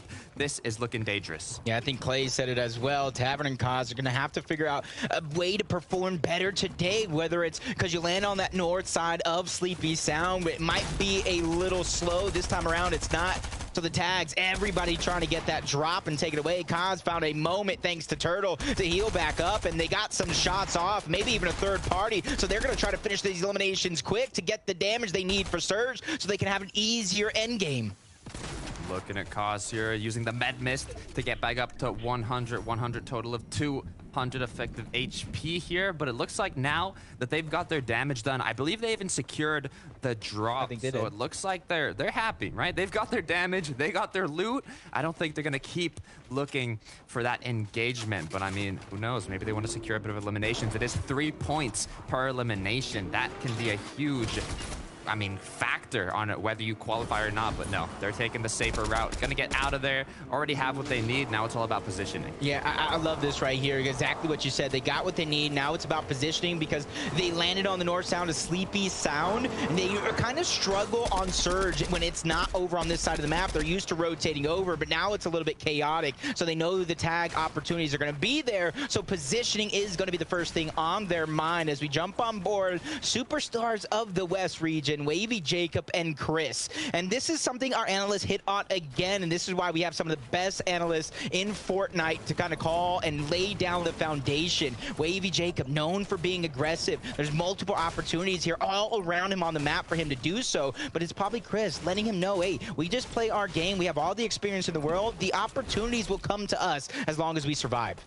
I just want to note as well, a player was just rebooted, and now we have 92 players alive, 46 duos in this match in the second zone. 30 seconds left until zone starts closing. Storm Surge is going to hit, and it's going to hit very, very hard this match. Yeah, it just makes me wonder who is prepared, who is not. If you're under Surge, how much heals do you have? Because we see such a mixture of gameplay, and I'll say it again, I love Fortnite because it allows you to change things up. It allows you to kind of be creative to where teams, when they're down surge, they know they have to get aggressive. They know that either where the players are at, how many are left alive, as every single player in the lobby is still alive, they're going to have to either get the tags or find a way to out-heal that surge. Since there's so many players alive, Takata, out-healing it does not seem like an option. Out-healing it seems way too difficult. You can see it. Second zone surge popping. We already have our first duo, which is below, but I'm sure there's many more alongside them. So right now, it's a quick stress ball all over the map, seeing how are we going to get these tags, or do we push a team? Do we go for shots from afar? What's the play? What's the strategy to get the damage, Jacob? Yeah, and I kind of feel for these teams that don't have the necessary heals to out-heal it. You're 53 below. That's just 2 good tags. Maybe even less, depending on what you hit them with. But Hurton right now is just waiting for that opportunity. He knows players are around, trying to minimize the audio in which he's giving out. And this is where you see almost everybody on screen right now is below that Storm Surge threshold. So there's going to be a lot of action to go down as Static is going to start us off. The elimination feed he gets to. Oh, taking a look too, you can see Fallen here. This is our duo, which actually, if I'm not mistaken, disengaged from Rocky Reels in the early game. Now, with the Spider-Man web shooters, with a good amount of loot. So it looks like it worked out for them, but what didn't work out for them from not taking that engagement is the damage. 130 below Storm Surge. Zone is already coming to a close. 35 seconds left until it's fully closed here. Still 88 players alive. They have to make a play happen. Either it be a box fight or some shots from afar, but they've got to do something. Oh, now we're already getting aggressed on to piece by piece. Their options are slowly closing, but they have to answer back, and they're going to go ahead and try to take the pieces back. And you see the Stinger Hammer onto Folty, but they're still 174 below the surge. Prism takes a big tag. He's going to be knocked. Folty by himself. He's receiving a massive amount of damage. Forced to back up, trying to build up, and he gets taken down. Out of the lobby you go. Waiting for next game is underway. And that's it. Bo Cross and his duo are going to secure those 2 eliminations. That's 6 points, but also that's a lot of kind of a safety net for the Storm Surge there. But take a look here at Hurt, who's 178 below now that his duo partner Smoke has been knocked out of the game here. He does have a good loadout, but not a lot of shields, and that's what you need for surviving this zone here at 200 below. Jacob, I mean, Hurt's got to do something. Yeah, he's looking as hard as he can to try to find the players that are around him to get the tags. But they know the Storm Surge is there. They know they just got to back up. He's trying to take the pieces. He's chasing them. The enemy team knows they just need to back up. It's only a matter of time before Hurton goes down. Now he's looking in the distance, and he gets taken down. That's exactly why you see teams in the later portions of the game start to get aggressive. They don't want to let their entire tournament rely on Storm Surge. Taking a look here at the zone, we have two duos that are not even inside of the circle yet, still getting picked by Surge. We have Batterista and Physics, two players on a different input, playing from console. So this is our actual only duo, I believe, which is in semis here, playing from console in the NEA West region. So very impressive just to make it here. I'd love to see what they can do here in the last day. But looking at Pollo, who's 19 below Surge, that's just one shot with that MK7 assault rifle, and they'd be above. Yep, and this is one of those teams. They're only 19 below because they had that contested Rocky Rails where they're able to put a couple shots down, and he connects with even more, but still only a sliver above the threshold, so he knows his job is not done yet, as it looks like Confi and Yale on the side, they're below the threshold as well. They're taking damage, and they can't out-heal it. They have no heals to do so they have no choice but to look to get aggressive. There goes an 18 tag, but being down 38, it's not going to be enough. 19 below now, just looking to see if they can connect one more shot, and they do, but just as they connect it, they go even further below. Yao's teammate goes down. Confi, you heard the loot hit the ground, you heard the materials hit against the wood, and now Yael is just trying to do everything he can to come out on top in this situation, but with one more tick to go, that is going to be the end of this duo. And unfortunately for them, they didn't have enough to out-heal it. There weren't enough players exposing themselves for the tags, but a team that was able to survive because of early game action, Tavern and Kaz. They didn't have a good day yesterday, but that's why they worked so hard to get the series points to advance on Saturday to give themselves not one, but 2 different days of opportunities. 1 point currently, but a lot more to come here for Tavern and Kaz. They have 2 big shields, 2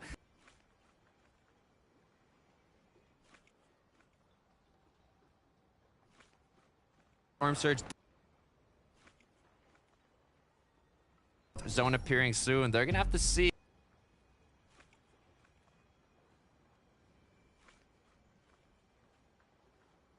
And they got that opportunity they were waiting for. Matt and Javier sees are not having the best day. You see they're back to the lobby. Number 1, it's just placement. It's a little bit to start the day yesterday, because this is that final chance, Takata. We kept talking about it, and I'm going to keep talking about it all day long because there's so much pressure on the line. I mean, just like you're saying it, there's some duos here that have been here since day 1 of the semifinals. In day 1, they said, okay, you know what? If we don't make it today, we got tomorrow. And if we don't make it tomorrow, we got the next day. But now we're on the next day. We're at day 3, the last chance to make it to the finals. And you can tell that the pressure is at an all-time high, as I think we've had the strongest Storm Surge I've seen in semis. Every player alive, I mean, I've never even seen anything like that. All players in live. Storm Surge bouncing off. Dom was down very, very early on, but not before they can get both of those eliminations and set creep up to where he doesn't necessarily have to worry about Surge early on. There may come a time later on the game, but if you look at his resources, his mats, he's probably trying to put himself in a position for a refresh, but doesn't want to force anything either, as Pollo and Glow have emerged for now as one of our first place teams. Cool first place teams, and they're looking good. Almost 500 above the Storm Surge threshold. 6 mini shields still. Even has a med mist, but be careful with what I say as Pollo gets cracked down to 56 HP. Gonna recuperate that with the med mist. Look at his teammate Glow with 10 splashes, Jacob. 10 splashes. Probably found a lot of coolers, getting ready for the beach, whatever it may be. He's going to have a great arsenal of heals, just like you said, to get his team back up to that tip-top shape. And I like the way he's effectively used them as well. Even though there's a sliver of shield missing off of Pollo and himself, he's not wasting it. He knows how important those are going to be later in the game. As you see Epic Psy-Razor towards the bottom, you see Nico. That was one of my players to qualify onto day number 1. Unfortunately, after 2 days of chances, they're here on day number 3, just like everybody else, feeling that pressure. We got Matt here, 35 below, feeling some of that pressure you were talking about. Meanwhile, Tavern, what's going on here? They're out of the zone. They're in an engagement here, dropping down the hill, looking to get inside a box. Actually knocks down one of the opponents. It's cool, but be careful. The pressure is coming in from afar. You have different duos from the surrounding areas applying that pressure with their assault rifles, and causing Tavern. They're going to go down in game 1. Yeah, they got put into a blender there. When you're the chosen one in the lobby, only Neo is able to survive that one. As you see, Matt Knobs, day by day, taking it step by step, trying to survive, just like BQtify on our right side of the screen, trying to survive that damage threshold. Luckily for him, he puts himself 52 above. So he's going to be able to outmaneuver it from now and get the loot of what looked like it could have been his fallen comrade. But Matt and Knobs have some uphill to kind of overcome, and it's not going to be too hard, because if they have themselves in zone, no, it does look like they're actually going to have to go to the mountain. I was going to say, they can keep themselves below there and stay out of the line of sight of everybody, but that's not going to be an option, as they have to go to the top of the mountain just like everybody else. Would have been a nice option, but unfortunately not gonna be one now. Trying to see if they can get that rotate through. You said it's gonna be difficult, and it's showing that right now. 3 damage above the Storm Surge threshold. Looks like they might have barely edged themselves in, but great find from Matt there, doing a good amount of damage to put themselves above the threshold. Ooh, I think I just saw somebody get taken down by Storm Surge there towards the bottom. Matt probably seen that was an opportunity, and the thing is scary is when teams see you taking that surge damage, that's also a green light. Everybody in the lobby is going to make you a target, whether they get the elimination or not. It's the refresh, it's getting another player out of the lobby, that everyone has that same goal. As Matt Knobs splitting those builds, making sure you have equal amount each, but BQtify is still going through it, stuck into the storm. He knows he's down and out, not gonna waste the energy. He said, this is it. There's a multiple amount of duos looking at me, applying pressure from afar. I don't got any shield to work with. I'll let them have it. Now in the 6th zone, 12 seconds left till we start getting into those moving zones. And look at that, Matt finds an incredible angle, which is almost gonna take down Chris Wavy Jacobs' duo, but does not get the knock. Yeah, and you see Matt and Nav, they know in this position, endgame, about to be moving zone. They're in a good spot right now. They cannot chase after those eliminations, because even it would be great to get a little bit of that refresh, you would put yourself in such a bad spot, especially everybody in the lobby notices as Aguilar and Complant for now are going to be 25 below the threshold, looking like they might be setting up a short pad to try to get ahead of zone and set themselves in a spot where they can look back and get the damage they need. Trying to pick out the perfect position to land here, as we have Chris on the right side of the screen here alongside Wavy Jacob, trying to recuperate a bit of his HP, but be careful. 2 below the Storm Surge. They have to focus on 2 factors now, rotating and also damage. Aguilar, though, he's made it to the zone, but he's close to other opponents. Actually going to get straight to the engagement there. Knocks down his teammate, but now it's all up to Aguilar playing it out as a solo. Yeah, a little bit of miscommunication, not on the same page, different speed as well for Aguilar and Complant. That has been one of their main issues throughout the qualification process of the semifinals here. They're one of the teams we talked about from day number 1, but Aguilar will not quit. He will not stop. Gets a knock on a Batterista. Can he get the siphon? It's going to be needed. Living on a prayer. 1 HP. He takes fall damage and goes back to the lobby. Take a look at the high ground, though. The contrary of Aguilar, the duo that was contesting them yesterday. We have Show, we have Poppy Blast, 4 eliminations, legendary loadout 500 above the Storm Surge, and they have the high ground.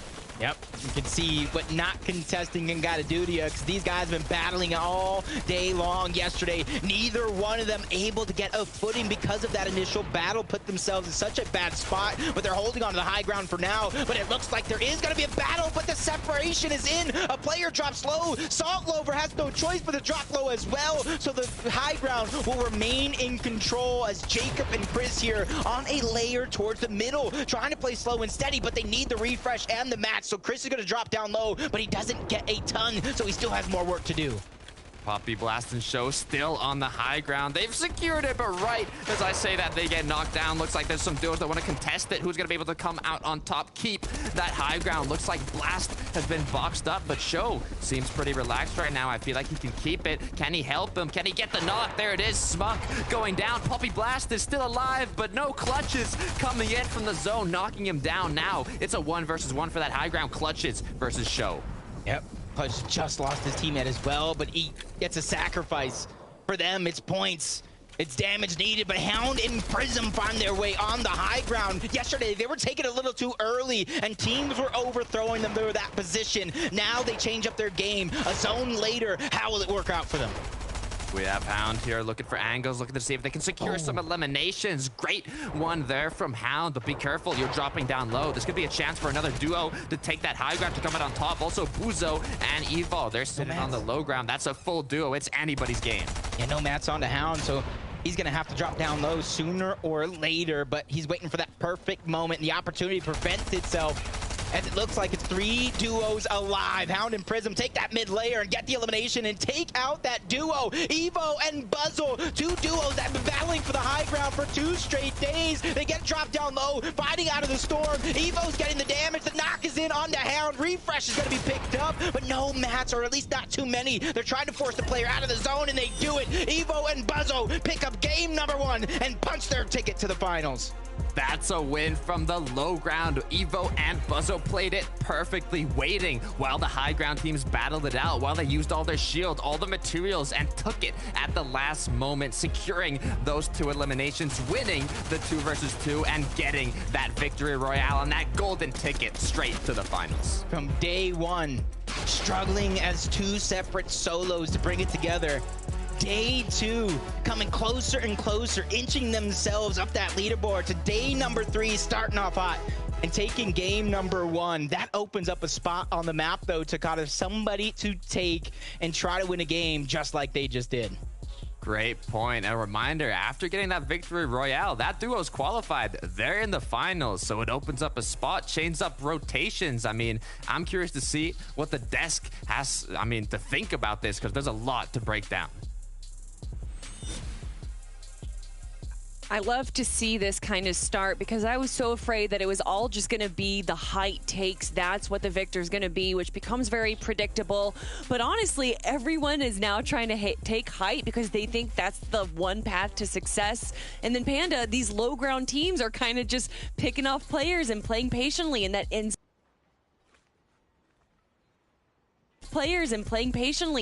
up getting them the VR. Well, I mean, we've talked about it before, right? It's these teams that try to go for high ground too early, or they don't have the sufficient material to actually hold high ground. So 2 very big problems here going into this for these teams, right? A good example here is Poppy Blast and Tano. Both went up for high ground, right? They got a good layer. It looks solid for them, right? But now they're getting contested. So now they have to use extra material to try and deal with this contestation. On top of that, they didn't really have too much mass to work with.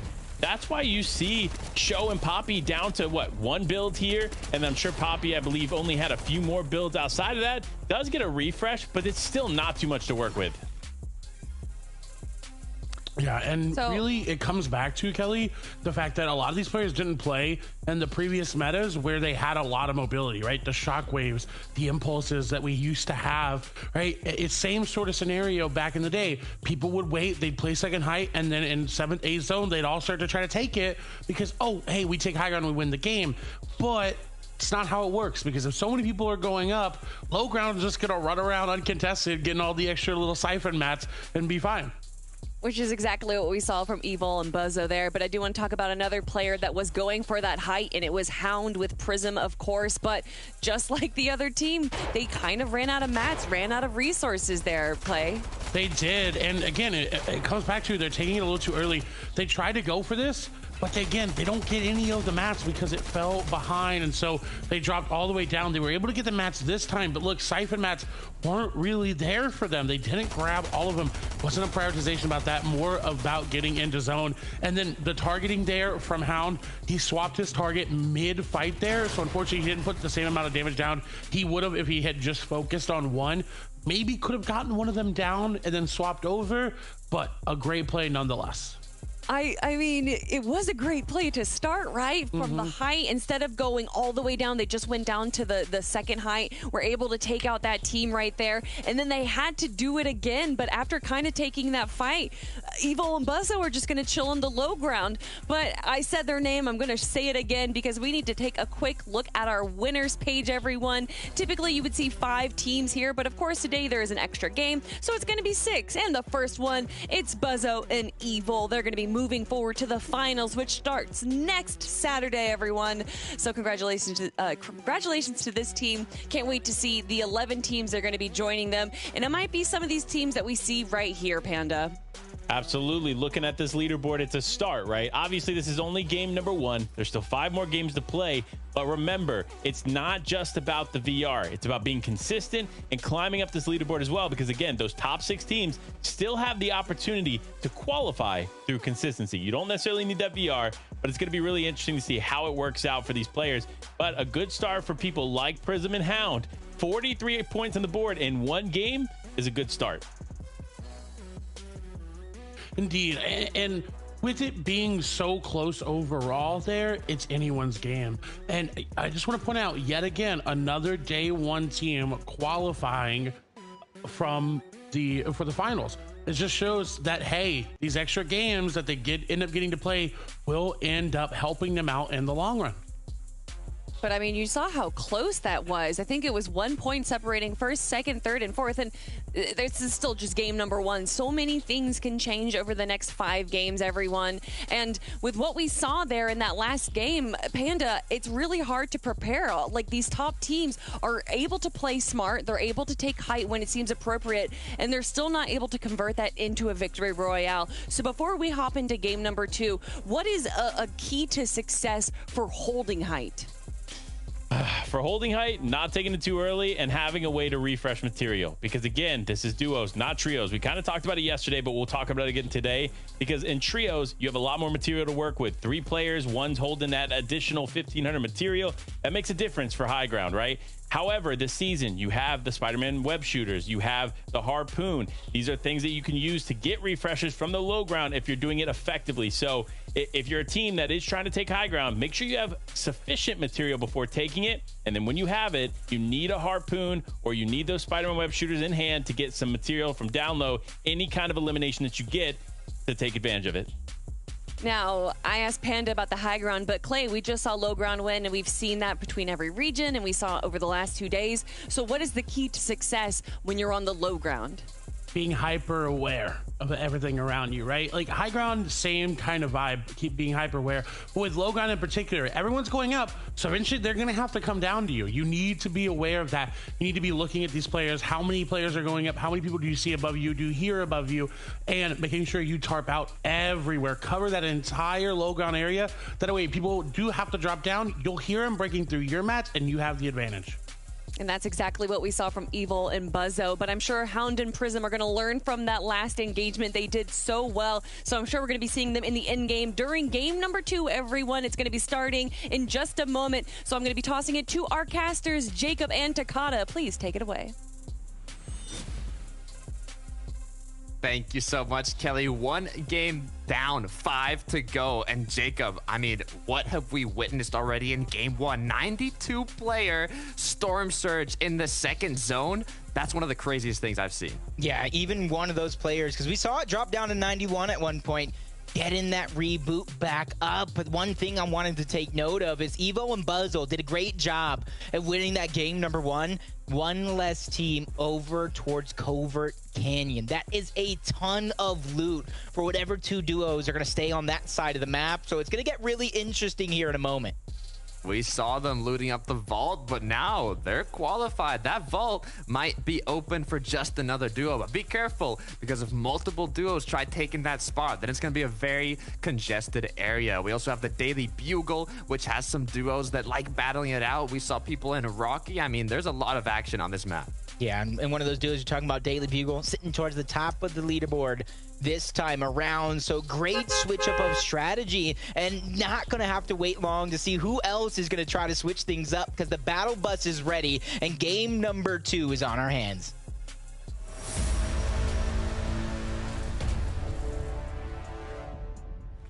One game down, 5 to go. We've seen already so much action, so many clutch moments, and we're getting right into the action here in the wintry, snowy part of the map. We have Creep and his duo Dom going for more of a split drop path here. They have Spider-Man web shooters close by, but they're most likely already going to be contested. So the decision is, how are they going to get their tags? What's path?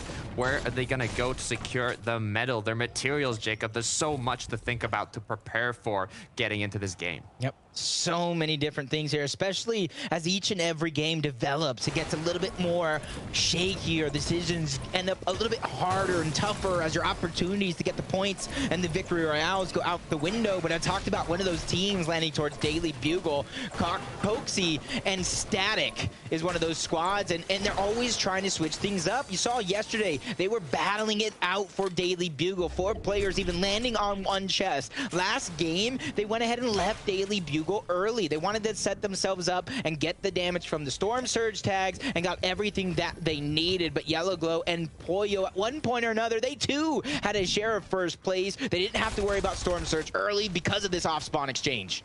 In the last match, Fallen and his duo here, both the Fallen duo, decided to take a disengagement from Rocky Reels, but it looks like they weren't happy with that, how that turned out, so they're gonna go for a battle here now against their opponents, Pollo and his duo. But the question is, who's gonna come out on top? We have Glow in 4th place right now, Prism and his duo in, I believe, more in the 20th in the leaderboard, 29th, I think, exactly. So, I mean, they're pretty split up. It's all about what their game plan is. Do they want to play for that late game, or do they just want to get their Storm Surge tags done now? Because last game, it was so strong.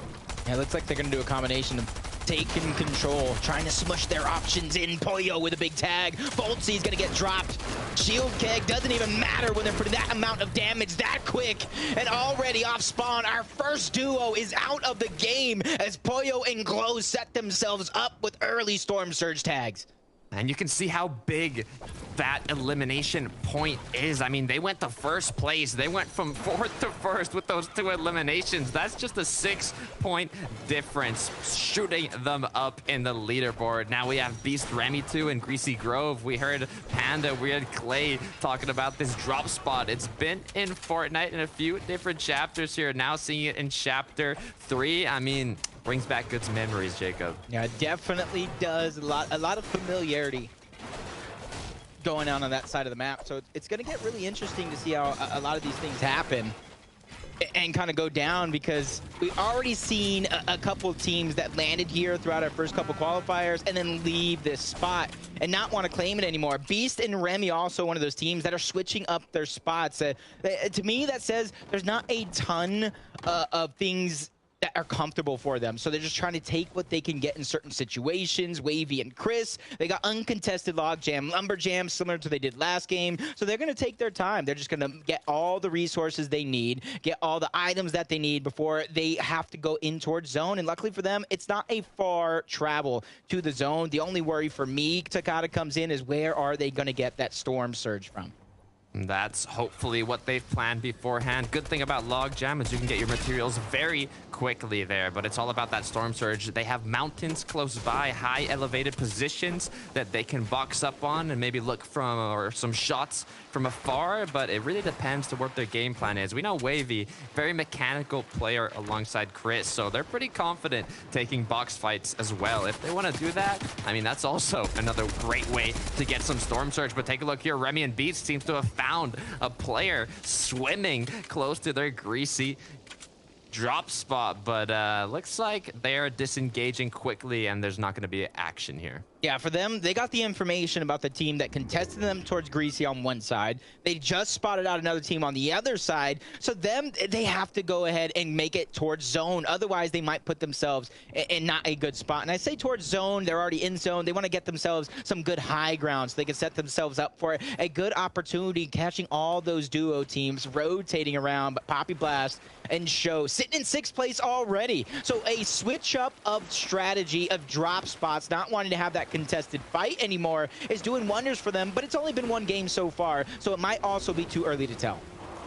I mean, it might be too early, but for what I'm seeing, it's working very well from them. Poppy Blast and his duo have a great amount of loot, good amount of shields, almost full materials, and they're not contested. So as long as they don't have problems with Storm Surge, we should be seeing them consistently in the late game, and that's what you have to do if you want to play for that consistency leaderboard, if you want to get top 6 and qualify to the finals. But taking a look here at Chris, Wavy, looks like they're doing a rotate now in a vehicle to get to a high elevated position quicker, and now look for those Storm Surge tags. But here we have another duo more on the outskirts by the windmills. This is a Spider-Man's web sharpshooters drop, so it's a very popular locations. We have Landjock Punisher already qualified, also dropped here, and now we have some other duos trying to take it up. Former on one side along with his duo. Winks is just trying to go wide and get an angle, crouching to try to minimize as much of the audio as possible. Depending on if they're the ones who did the damage onto Ozzy, they are just trying to possibly look for a cleanup here as Former's just distracted, and that's going to team on the right side of your map. The shots are in. Winks, only one tag, though. That could have been dangerous as Former tries to back down little by little and reunite with his teammate. Playing a little slow here. You can see Former was just looking for an angle, not making any aggressive plays, whereas Winks went for that shot on the side angle, got a few tags in, but didn't instantly commit, instantly go for that engagement. Just said, okay, did a bit of damage, didn't do enough for me to want to go and play that aggressively, want me to push it. So they're just going to keep, you know, relaxing here, looking for angles, waiting, kind of deciding what to do. As I mean, you can see his duo there, SMG, is also pretty far away, so I mean they're using up time right now, Jacob. I'm not sure exactly what their final game plan is. And this is something we saw yesterday and it's being repeated today. Exactly what you said. They're using up time. And you already see another duo team trying to interrupt this fight. They heard the shots. They took their time rotating over. And there's this angles. This is where they're going to come into play. Winks and Yang have an opportunity to try to get the damage, but they're so split up right now. They're so far out. I do think this is going to become troublesome for them once they're trying to look for their own escape route, because they have two different teams now set up on both of their exit routes. Yeah, it's not looking good for them, but what it is looking good for here is Tavern and Cause with a great position to get damage done. Also saw Slick and Day there on the side of the hill, who also have a great position to do some damage, and that's the benefit of being able to rotate early and take one of these mountains, one of these high elevated locations before the opposing duos do, because now all the duos that are rotating in looking for a good position, they're too late, and you're just gonna get free tags on them. Yep, he's at least trying to do so. His Tavern missing a couple, but if you look at all the medium and light ammo, he has all the opportunities in the world, especially if he got tags early on, because he does land a North Sleepy. In order to get to the spot, you have to go through a couple of duos already. As you see Blast and Show towards the bottom, still not giving up on the tags that they need as well.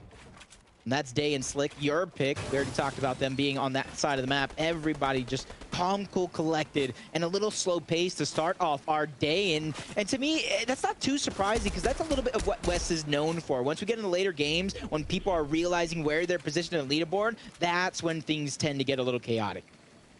That's when things get a little more crazy. Taking a look, though, at the map, we have more of a west, a little bit of a northwest zone here, close to a few lakes, close to a few mountains. A lot of possibilities on how this can close, but we have Poppy Blast Show kind of taking some tags at Slick Day. They're getting some tags back, just doing as much damage as they can without putting themselves in a very risky situation. Yep, and you kind of see right now, all four of those duo teams, all 8 players, are going to have to rotate a little bit towards the zone, but the two that are closer, they know they can wait till the last possible moment. They can even wait till it closes, so they can use that as their opportunity to get the tags that they're looking for in that moment.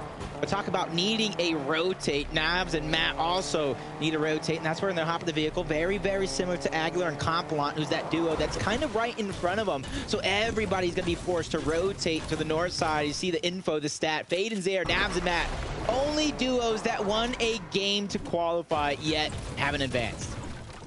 Oof, good info there. Taking a look here at Navs with the 6 splashes, 2 shieldfish, 5 minis, and look at that, a legendary pistol, Jacob. Not using the MK7, not using a Ranger assault rifle, but using a pistol.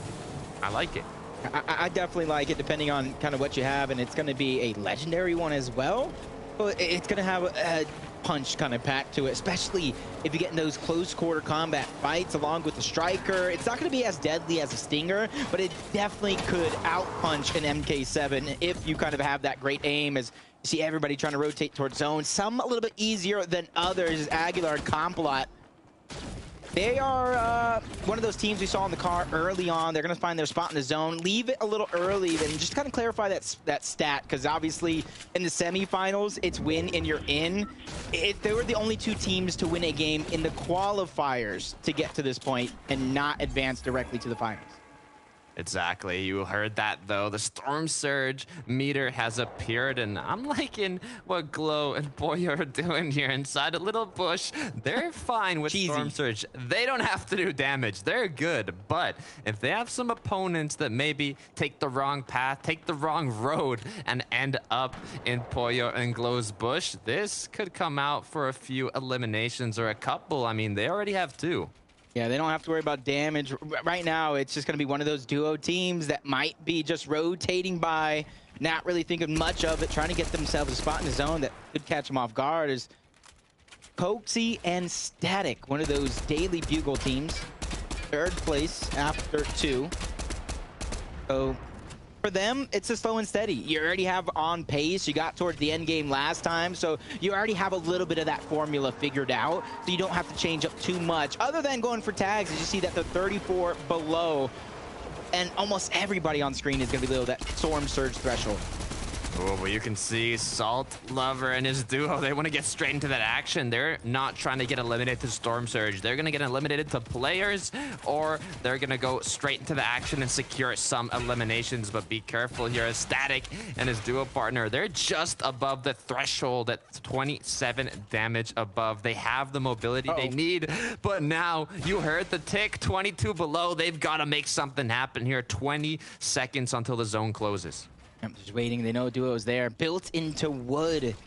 And you know as well as I do, that's a signal right there that it's easy going to be able to break through the boxes piece by piece. They're taking away options, but the tables have turned. Coxie gets shot up, taken down almost to a sliver of HP. Now Static is forced to be the hero. Defensive, the tables have turned piece by piece. Is being taken away from them, but Static now, deja vu, backs down the opponent team and allowing his teammate to kind of heal up. And you've got to look at the result. They got the damage they need to go above the threshold, but instantly it's dropping before our very eyes. It's kind of like one of those situations where you take a box fight, but you don't necessarily do it just because you want eliminations. You do it just for that damage, and they secured it, but a team that needs it, Clux, Shades, 182 below. They're using those chug splashes to try and keep themselves up, but be careful. They have to do that damage, going for a spray with that Stinger SMG onto the wall, trying to do anything they can to get a bit of damage done. There it is. Few ticks on their opponent, almost cracking Ghosty, but now Clux doesn't have any shield. Shades is down as well with no shield. Jacob, they've got to make something happen right now. Yeah, I can see being contested over towards Ruins. They're not positioned to get the damage they need, and this has been the struggle. Even yesterday, their top 2 placings was a solo from Shades, and it was when they were uncontested and didn't have to worry about the surge. And you're seeing the opposite. They have to worry about it. They put themselves in a bad spot, forced to battle with their backs up against the wall. Clux loses his partner, and Shades is forced to make a miracle happen, running out of resources. Definitely doesn't have any form of heals to heal on back up, so this is going to be a journey. This is going to be a hard one for him to accomplish.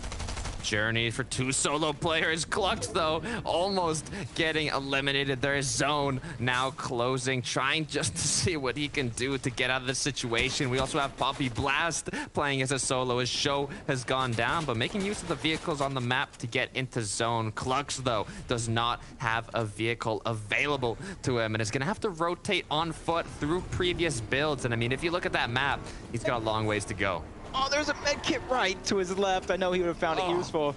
Probably doesn't think he has the time. Poppy Blast using one of those med kits right before gunning that vehicle and trying to just beeline it towards the circle. Ooh, he's gonna get the reboot off, but it almost makes me wonder if that stat is still true, because yesterday it popped up on screen. No team has been able to successfully win a game after rebooting, but that was yesterday, and that's why I said it makes me wonder if this is a blessing or a curse for Poppy Blast.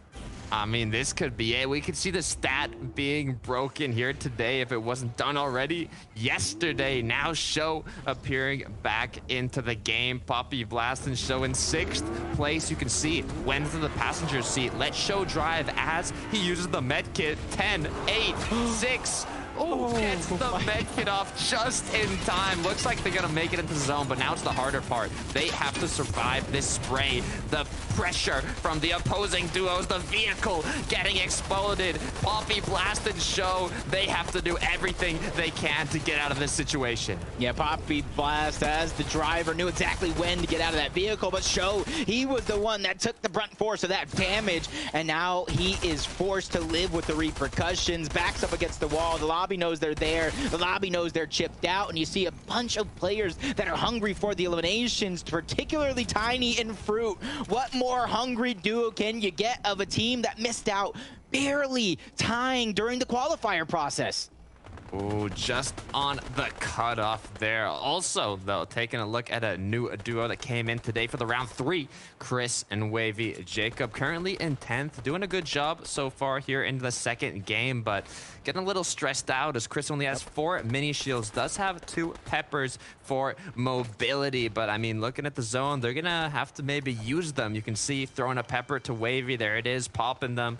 This is where they have to figure out the rotate. Do they go to the right, to the left, under the builds, build over them? So many options. But Chris, with that IGL mindset, has to make the right decision. He's probably looking towards his left side, seeing how congested it actually is. But it's the decisions. Do you go into that congestion, or do you play towards the low ground, possibly making yourself a target just like this? But they're going to escape untouched for now as they try to find a spot in zone. Salty Lover, Sunseat, trying to find those tags. Tavern might be on the receiving end. The car's just a target right now. They might have to think twice about what route they choose to get in towards zone. Is 177 for now, above the threshold. Doesn't necessarily have to peak, but they know sooner or later that's going to be tough to maintain as they spot a duo living on a prayer outside of the zone.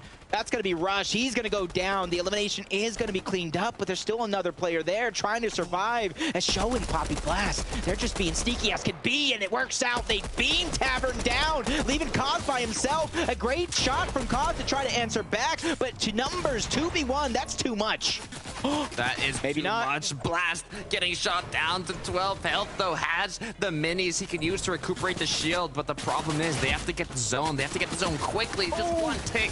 Blast going down. Show now without any shield has to clutch it up to get to the zone, but is unfortunately going to go down. They took out Tavern as well, so Cos is now playing as a solo and has to rotate in sneakily to the zone, but I think he's might have done it. 2 elims on to Chris. And that's why this team, that's why you got 2 of our analysts picking them out of many to kind of qualify for the finals. They have all the experience in the world. They have the aggression. They have the mechanics. But they have what it takes to win it in 2. Only time will tell. 47 above the threshold, though. Team is still currently sitting in second, so they're doing a good job of holding on to their position. I mean, it's doable. As a solo, if you have that Spider-Man web shooters, if you have a good amount of shield, mats, ammunition, I mean, you can really clutch it up in this duos format. But the problem is getting that damage done. 43 below. Go has to figure out what his game plan is here. 2 players have to be eliminated, and the Storm Surge will stop ticking. So he can try and tank it out using the shield, or he can go for a bit of damage. It looks like he wants the damage as he makes that edit onto Cos, going for the elimination, but he's not able to secure it as Cos ends up coming out on the winning side of that, securing those 3 extra points and 1 more elimination. Yep, for Cos, he's probably looking for a mixture of placement points and any eliminations that does come his way because he lost Tavern. And it's a little bit of revenge because those are the same people that took him down as Chris and Wavy trying to get themselves a good spot into zone, a little bit towards the low ground, so that way they can miss out on all the action. They know they don't need it, so it's about surviving and making it to the end game as long as possible, waiting for that perfect opportunity to try to take high ground, because this is one of those teams I can see them at least making an attempt. Taking a look here at Hound with 10 health to work with, trying to do whatever he can to get out of this situation. But just like you said, I'm liking how Wavy and Chris are looking here. They already have 2 eliminations. Storm Surge, not a worry for them. They have shields, have medkits, even a harpoon. I have not seen a lot of the harpoon being used in this meta, but I mean, Panda was talking about it. If you're on that high ground, you have a harpoon. You can fish up that loot from below without putting yourself in a risky situation. So if Wavy and Chris end up getting a refresh, getting the high ground this game, it could be big. See exactly why Play loves that harpoon so much. There's just so much utility, so much use out of it.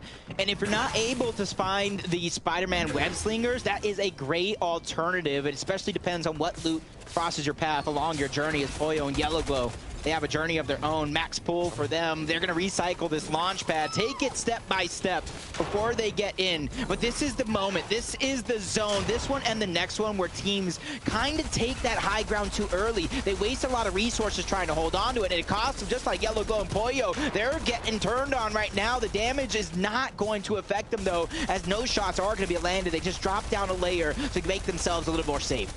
Great job staying ahead of zone here by Wavy and Chris. On the other end, we have Glow and Foyer, which aren't too ahead right now, trying to end an engagement here, seeing if they can get out without getting knocked down or eliminated, as Glow gonna get a nice shot into opponent, actually secure the elimination without a stop to his rotation. Now almost ahead of zone, finds another one, not able to get the knock, but cracks his opponent here above the Storm Surge threshold. Now 51 points, Foyer and Glow, they're doing a good job here.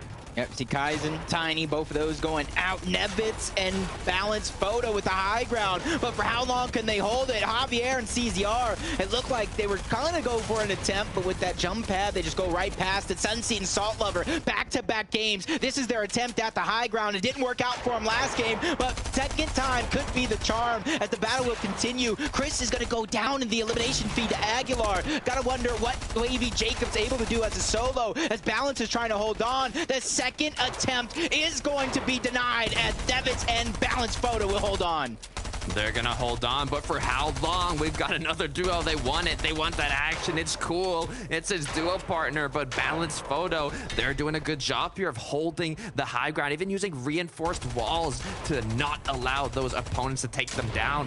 Take a look at Salty, though, actually gonna get a pickup on his duo partner. They're gonna try and make it back to the front of the zone here. Has the materials, has the splashes, but be careful as they're getting split up. They're holding on to the high ground as much as possible.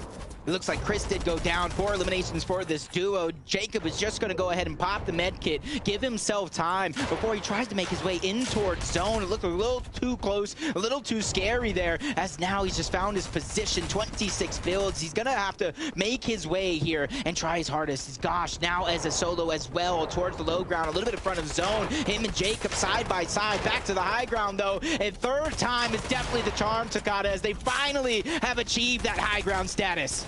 They've been trying it for so long, and it looks like they might just be successful here. Still have the high ground, but there's a lot of duos on second high. There's a lot of duos close to them that might want to take it here in the next zone. We're currently in the 8th moving zone. Just one more, and it's going to be in the last zone here. Sunny, Salt, they've still got it, but be careful. Sunny getting boxed up, has to get out quickly. Successfully does it, but his teammate is in danger. Wanks and his duo partner, Yang, have the high ground now. They've taken it. Yeah, I think Jacob survived at a fraction of a second to use the med kit. He found elimination. Nevitz trying to get in the box. Jacob staying alive yet again. Denies the opportunity. Even gets saved a little bit by Elder. 6 duos alive as Jacob is just a solo. Just a solo, 64 points, has 3 eliminations, looking to get more 100 damage, but it's not enough. We still have Yang on the high ground with Wanks. They've taken it, and they're holding onto it. 4 duos alive, that's 8 players, and the action, the aggression from the low ground is not stopping. Yeah, everybody's dropping. Only 1 solo, 2 duos left alive. Yellow Glow's doing what he can, runs out of chug splashes. Now has to find his way in towards zone. He has the mythic and wants to try to take a shot at the high ground, but his builds are going out as he gets tagged up. He tries to go on the offensive, gets the refresh onto Javier. 1v2 situation, a mountain to climb, but is definitely a chance, but he gets shot from above. Wanks drops down low. He finishes off the elimination and takes game number 2. We got 2 teams punching their way to the finals. Yi Yang and Wanks once again showing that the time to take high ground in these semifinals isn't in the first moving, the second moving, even the third. You want to take it at those last moments when your opponents don't have a lot of shield, don't have a lot of materials, and they did it just perfectly, securing them the victory royale. And yeah, I like the way you said it, waiting for that time with all the resources and maps to do it. Salt Lover and the duo 2 times in that last game alone. They try to make a play for that high ground. You got to wonder how many resources does that cost you? And they weren't able to hold on to it. I'm hoping in this next game, they've learned their lesson. They don't go for it too soon because you can see the consequences. Don't go for it too soon, but I think they're going to keep going for it. They have 4 more opportunities. Could be 4 more tries at that high ground. It's all about adapting, all about learning from your mistakes. And that is what the desk is going to break down for us here shortly.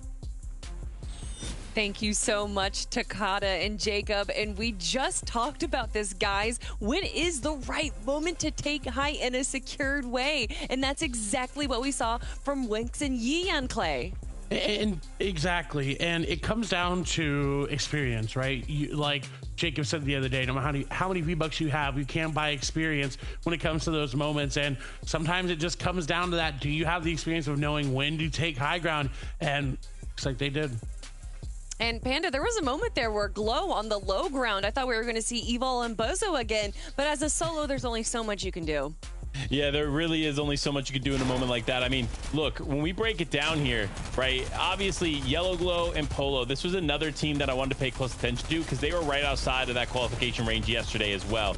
Now they're here. They're doing extremely well, consistent through 2 games, and they had an opportunity here. While they didn't necessarily get to take it, but they were able to just get elimination after elimination on the layer that they had. They weren't focused on the high ground. Look at the material count. They understood that they didn't have too much to work with, and that's why they were a little bit more cautious and more focused on getting those refreshes, Clay. And they did really well. Look at how Flow Yellow is playing. They are doing so well. Look, like essentially 2v1ing right here, does get the knock and does get the elimination, and decides, you know what, it's not worth it. I don't have my SMG reloaded. I'm going to step away from that, use the chunk splashes to heal up and make sure that they save themselves. And this was executed perfectly. Just look at that, the beautiful hit of the pickaxe coming through. And then unfortunately, they didn't have builds to protect themselves there, so they just took too much unnecessary damage. But as far as a solo run on the low ground could go well, that right there was a perfect example from Yellow Glow. So great performance there. I'm sure him and Pollo are going to have a better performance in game number 3. But we have to remind you guys real quick who our winners are of the day so far, because remember, it's not just the top 6 at the end of the day that get to move forward. It's also every Victory Royale winner. And so joining Buzzo and Evol is going to be Astro Winx and Yeon SMG. So congratulations to that team right there, truly showcasing that you can't just, like what we're so used to seeing in chapter 2, where teams will hold height from zone 6, zone 7. That just doesn't work anymore as a duo competition. But what is working are the teams that we're seeing up here right now. Pollo and Yellow Glow jumping up to a pretty good lead, Panda.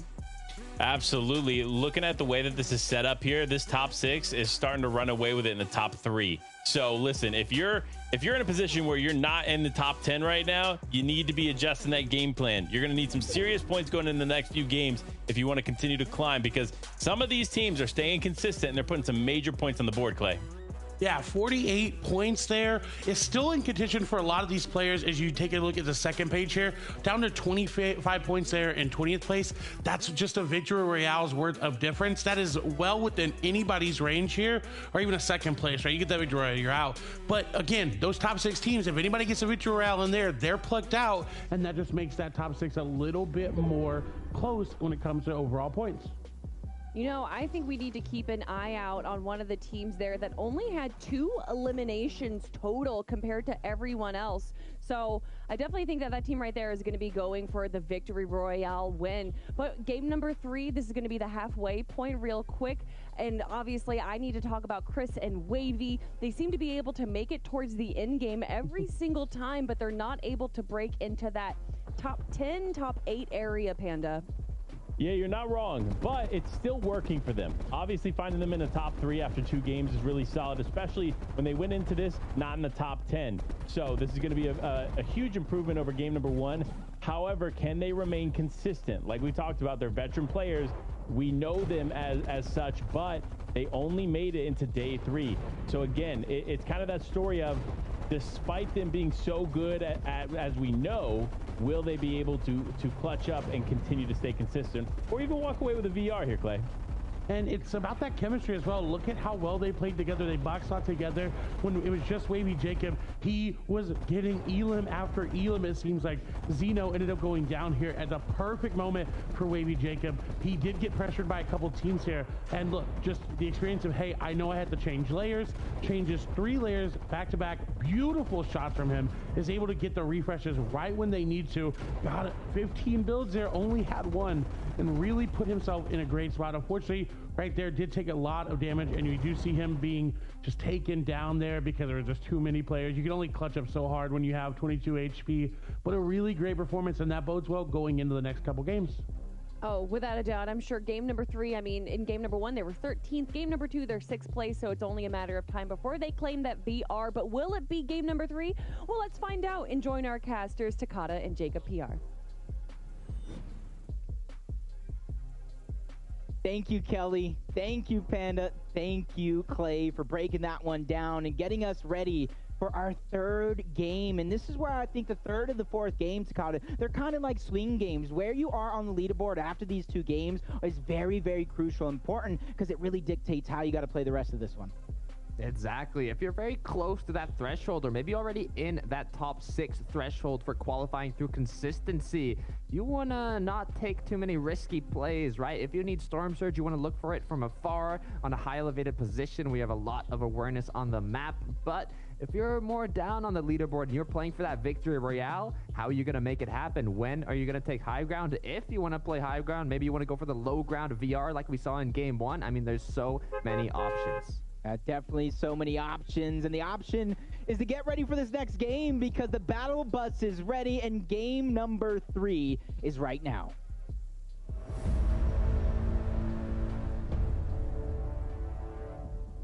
Game number